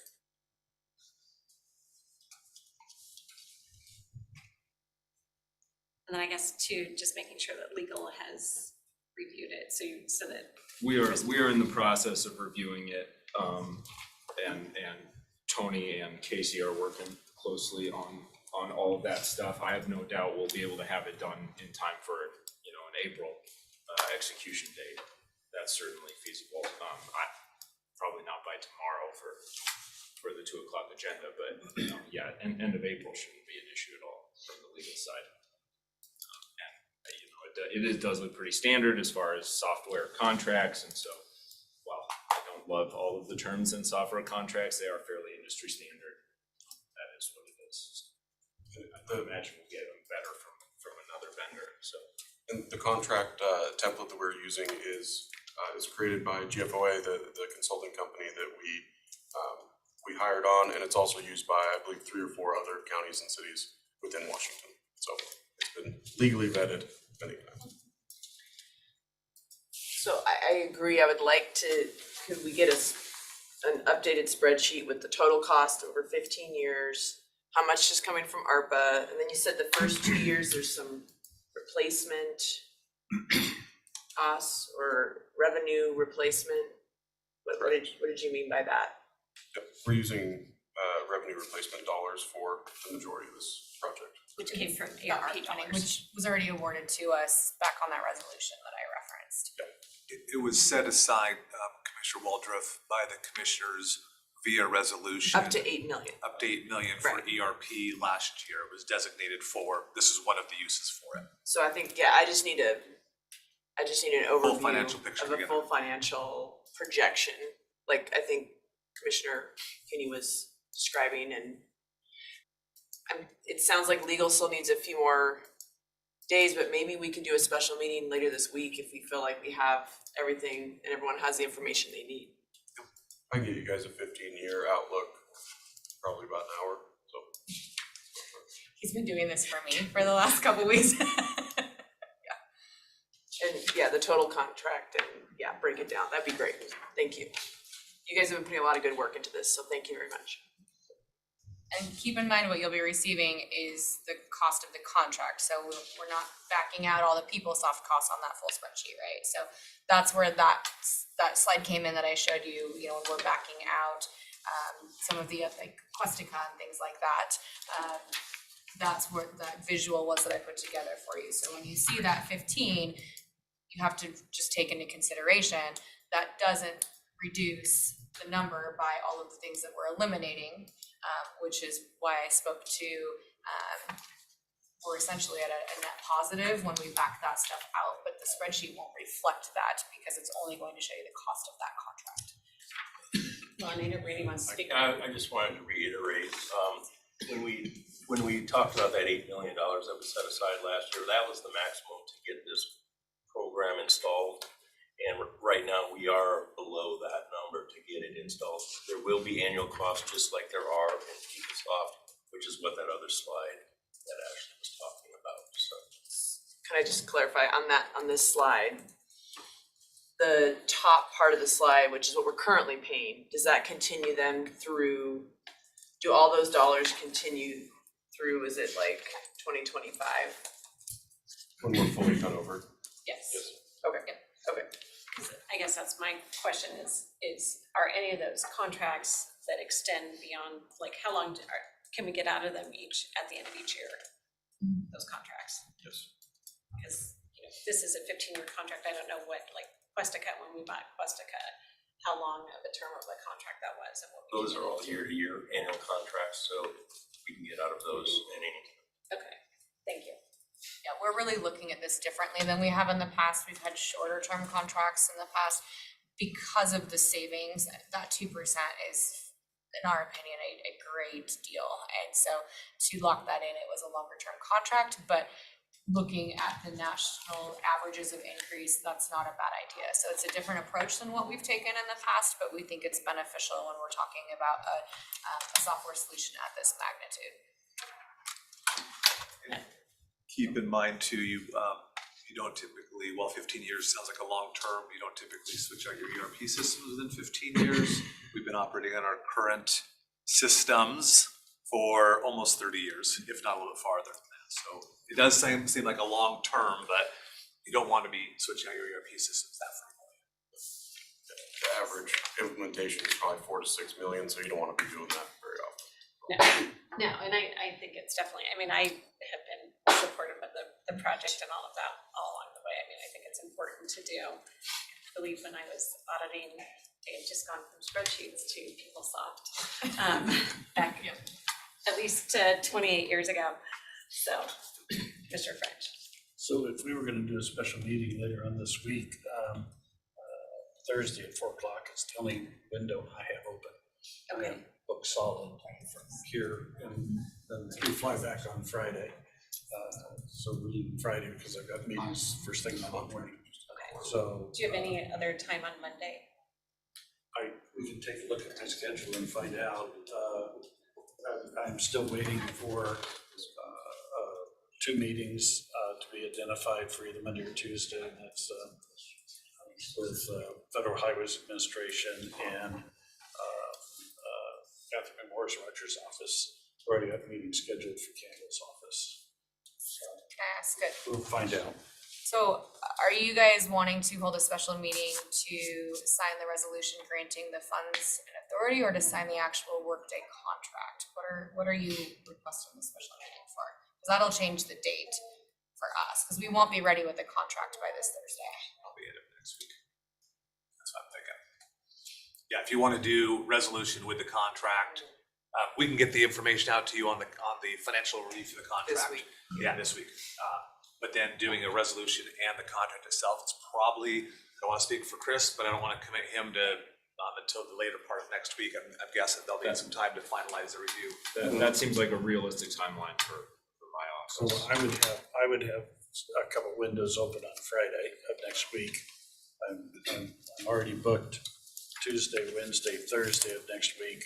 So I've got other meetings scheduled for Monday and Friday. So if I have you in, it means I don't meet with somebody else, but I can do that on Friday. I think I'm scheduled to leave DC at 8 in the morning on Friday. I'm not coming back till Saturday because I'm hoping to get a couple extra meetings in on Friday when everybody else is gone. We'll work with your assistants and see if we can find a window that works collectively for everyone. Yeah, I don't, because we'd have to look at the GSI schedule. Yeah, they're gonna be done on Thursday around noon and stuff is the last I remember. I think they've got the reception Thursday night. Oh, that's right, they got the Thursday night reception, so everybody's flying out on Friday. So I figured I'd use Friday as another time to get meetings in. So let's see what Before coming the back. Thursday, we're meeting this afternoon, so we can, talk schedules, but let's see what we can come up with for Thursday afternoon. Cause Thursday the 27th. the 27th. If you guys are okay with just doing time frame and fiscal impact, that might be a little cleaner. The legal language we could take care of after, but if you guys just are most focused on time period, fiscal impact. maybe we- Well, I think it's just it's a large contract. I mean, I just think that that's, it's, something that we need to, collectively, we're attaching our names to. So I don't want to get in at least for me, I don't want to be in the habit that we're delegating our authority to the CEO just because it's a tight timeframe. It's like, this is something important for us as well. And the citizens are looking to us that we're spending a lot of money on this. And so I think it's something that we need to be making sure that we're comfortable in putting our names to. It's, they're creating the time frame, and we're trying to meet it. So.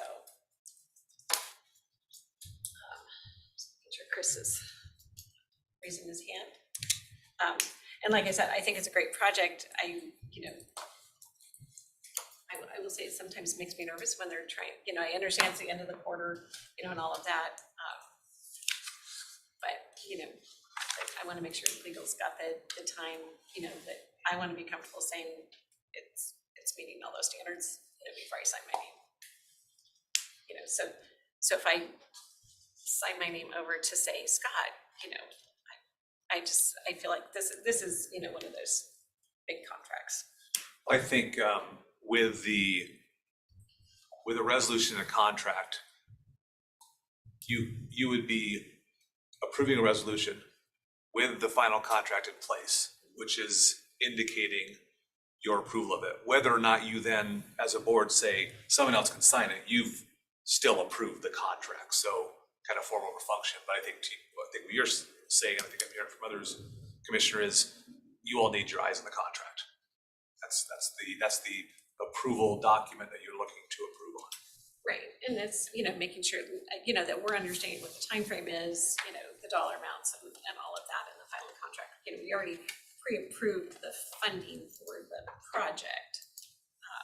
Now it's just, this is, like you said, the bookend that we need to be, I think, cognizant of and part of.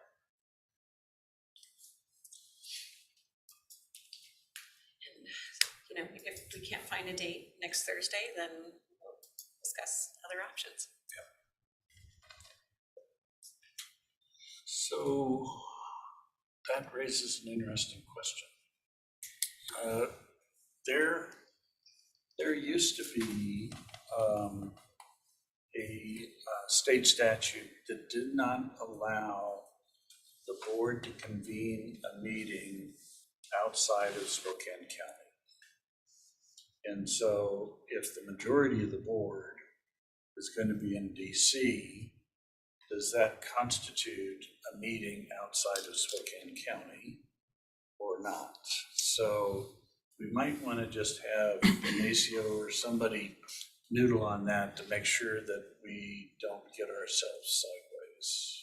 Good call out. My understanding is the location cannot be outside of Spokane County, but given our virtual environment, we probably don't run afoul of that, but we'll double check. We will double check, but I think some of the new changes in OPMA, especially regarding virtual, means that the meeting can be held in Spokane County and noticed in Spokane County without that piece necessarily being in place.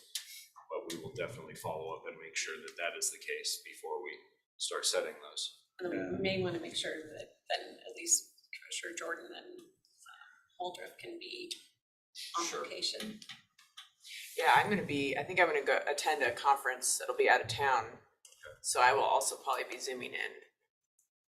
We will look into that. So look into, We'll well, look into it's that still today. a majority out, even if I'm. See, but I haven't read all of the the updates, the OPMA, and I don't know whether they caught that one or not. Yeah, and that's a very good question, because certainly when everything was having to be in person, you couldn't do that. Although the general statutory intent behind that was that, you know, for people being in attendance and things of that nature, that the business of the county was being conducted in the county. And You might so, check with Adams County, because they were the ones that were, they would have a meeting in Othello previously, and then there was discussion that that was not, even though it was in the county, it wasn't at the county. right, yes, and that is And one so- of the requirements, that's the. So, but I think the new OPMA update helped fix that, but you might, yeah. We'll double You could check and always see if talk that to a was prosecuting squarely attorney addressed there. in the update, or if we're in a gray area, or what the status is. Yeah, because otherwise it's a meeting of one and it's up to Jordan, and I don't know if I'm comfortable. I'll be here, happy to help. Because then it would allow for the public to be able to be here Yes. and still run. Yeah, everything would still be Everything here. Right, and that was the intent behind the updates as far as attendance virtually, so. Right, you couldn't conduct a meeting from Washington DC, for Right, instance. because nobody could Right, right, right, participate or okay. attend, and the virtual participation updates have kind of addressed that issue. So hopefully they either addressed it in the other statute or addressed it chapter-wide with the updates, but I have not looked at it for that specific piece. But we are noticing the GSI trip for next week, aren't we, Gina?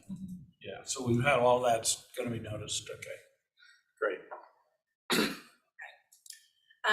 Okay, so we are at 12:20, 12:21. So I need to get down to the city. We can kick any of the remaining to this afternoon after the other presentations, if that would be Okay. helpful. So I would say, yeah, let's, say miscellaneous, and do we have an executive Yeah, do you have session any this executive afternoon? session? This afternoon, yeah. Yes, I have one, Okay, so can we do that this afternoon? absolutely. It's not a problem. Okay, We can do mine this afternoon. okay. So we will continue this meeting. We will specifically continue item K, L, and an executive session to this afternoon. Is it okay if we start with those items? Or do we want to Your- just start with your the 2 preference, o'clock? Whatever you prefer, if, you know, if there's gonna be a large number of people who are showing up to Yeah, the maybe, presentation, might make sense to start with the open meeting issues. And that was something I was gonna say, I don't know how many, I know some people in the community are really interested in hearing about Measure One. And so people asked me, and I sent a couple emails out from my office, just letting them know at 2 PM was the discussion on Measure One.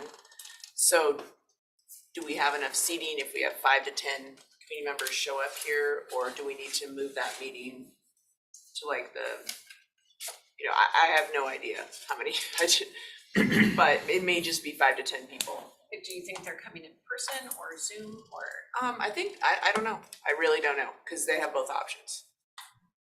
Well, you could, if you want to be proactive because you think there's going to be more people in this room, you could say right now you're going to meet at 2 o'clock in the hearing room, and then Gina could get notices updated. If you don't think there's going to be, you could always make the decision on the fly if it looks like there's going to be enough people here. So it just depends which way you want to do it. If you believe there's going to be more people than this room will hold, it might make sense just to notice it to go over there. I don't know. I mean, I didn't take any reservations, so I don't know. And so do you anticipate the people that are going to be here are going to provide, are going to want to speak, or are No, they just? just listen Okay. in to the presentation. There's no. There's no public comment at Yeah. at our it's not meeting. noticed for that. I know, but I don't know that they know. Yeah, so what we, No, I've let folks know we're having a presentation if you want to zoom in or come. But then Commissioner Jordan and I were meeting with Mr. Sparber last week, and I thought, oh, I wonder if this room will hold, I don't know how many people you're bringing to help you present. Just I'll have one with me, the other two on Zoom. On Zoom, okay. I mean, it's up to you, it doesn't matter Well, either what way we to can me. do is just like, here's the executive team doesn't need to be, they can zoom in. Chris, I'd probably have you stay though. Sure, here. I mean, if everyone on the outside is zooming in, then we should have. 13 seats out there. Commissioner Jordan, did you have any thoughts? I haven't had anybody indicate to me how they intend to come, so I just have a sense that it's an item of heightened interest. There is an awareness among some that there'll be a presentation, so if it's not, we might just have to play it by ear, and if there's too big of a group, then move over. I'm personally fine with just saying we're gonna meet at 2 also, if that's better for folks, so I could go either way. Well, it's been noticed for here, right? Right. So I think maybe we should Start stick here. with it here and make sure we, And as many admin staff zoom in as needed, so then we can just free up Yeah. seats. And then we'll continue the meeting till after, since potentially there's people coming at the time, we'll just do the 2 That's what I o'clock, was the thinking. 2:30, and then continue this till after that presentation. Laughs and giggles, Gina, you might want to just make up a little sign that says, hey, we've moved over there, just in case we have to, and then that way you're not caught by surprise. Yeah, and then if I'm late, if you would start the meeting for me, that would be great. So, okay, so it is, Well, we'd lead off with discussion regarding commissioner meetings. no, we're gonna delay that. If we've got people coming from the public Okay, that we think are gonna be zooming in specifically for the 2:30, okay. that will start at 2 o'clock. So we'll lead off with Randy's presentation. Yes, we'll lead off with Randy, we'll do the jail discussion at 2:30, and then we will continue this meeting after that 2:30 discussion. Good. So it is now 12:25. We will adjourn, but now, and then continue the meeting after our 2:30 discussion.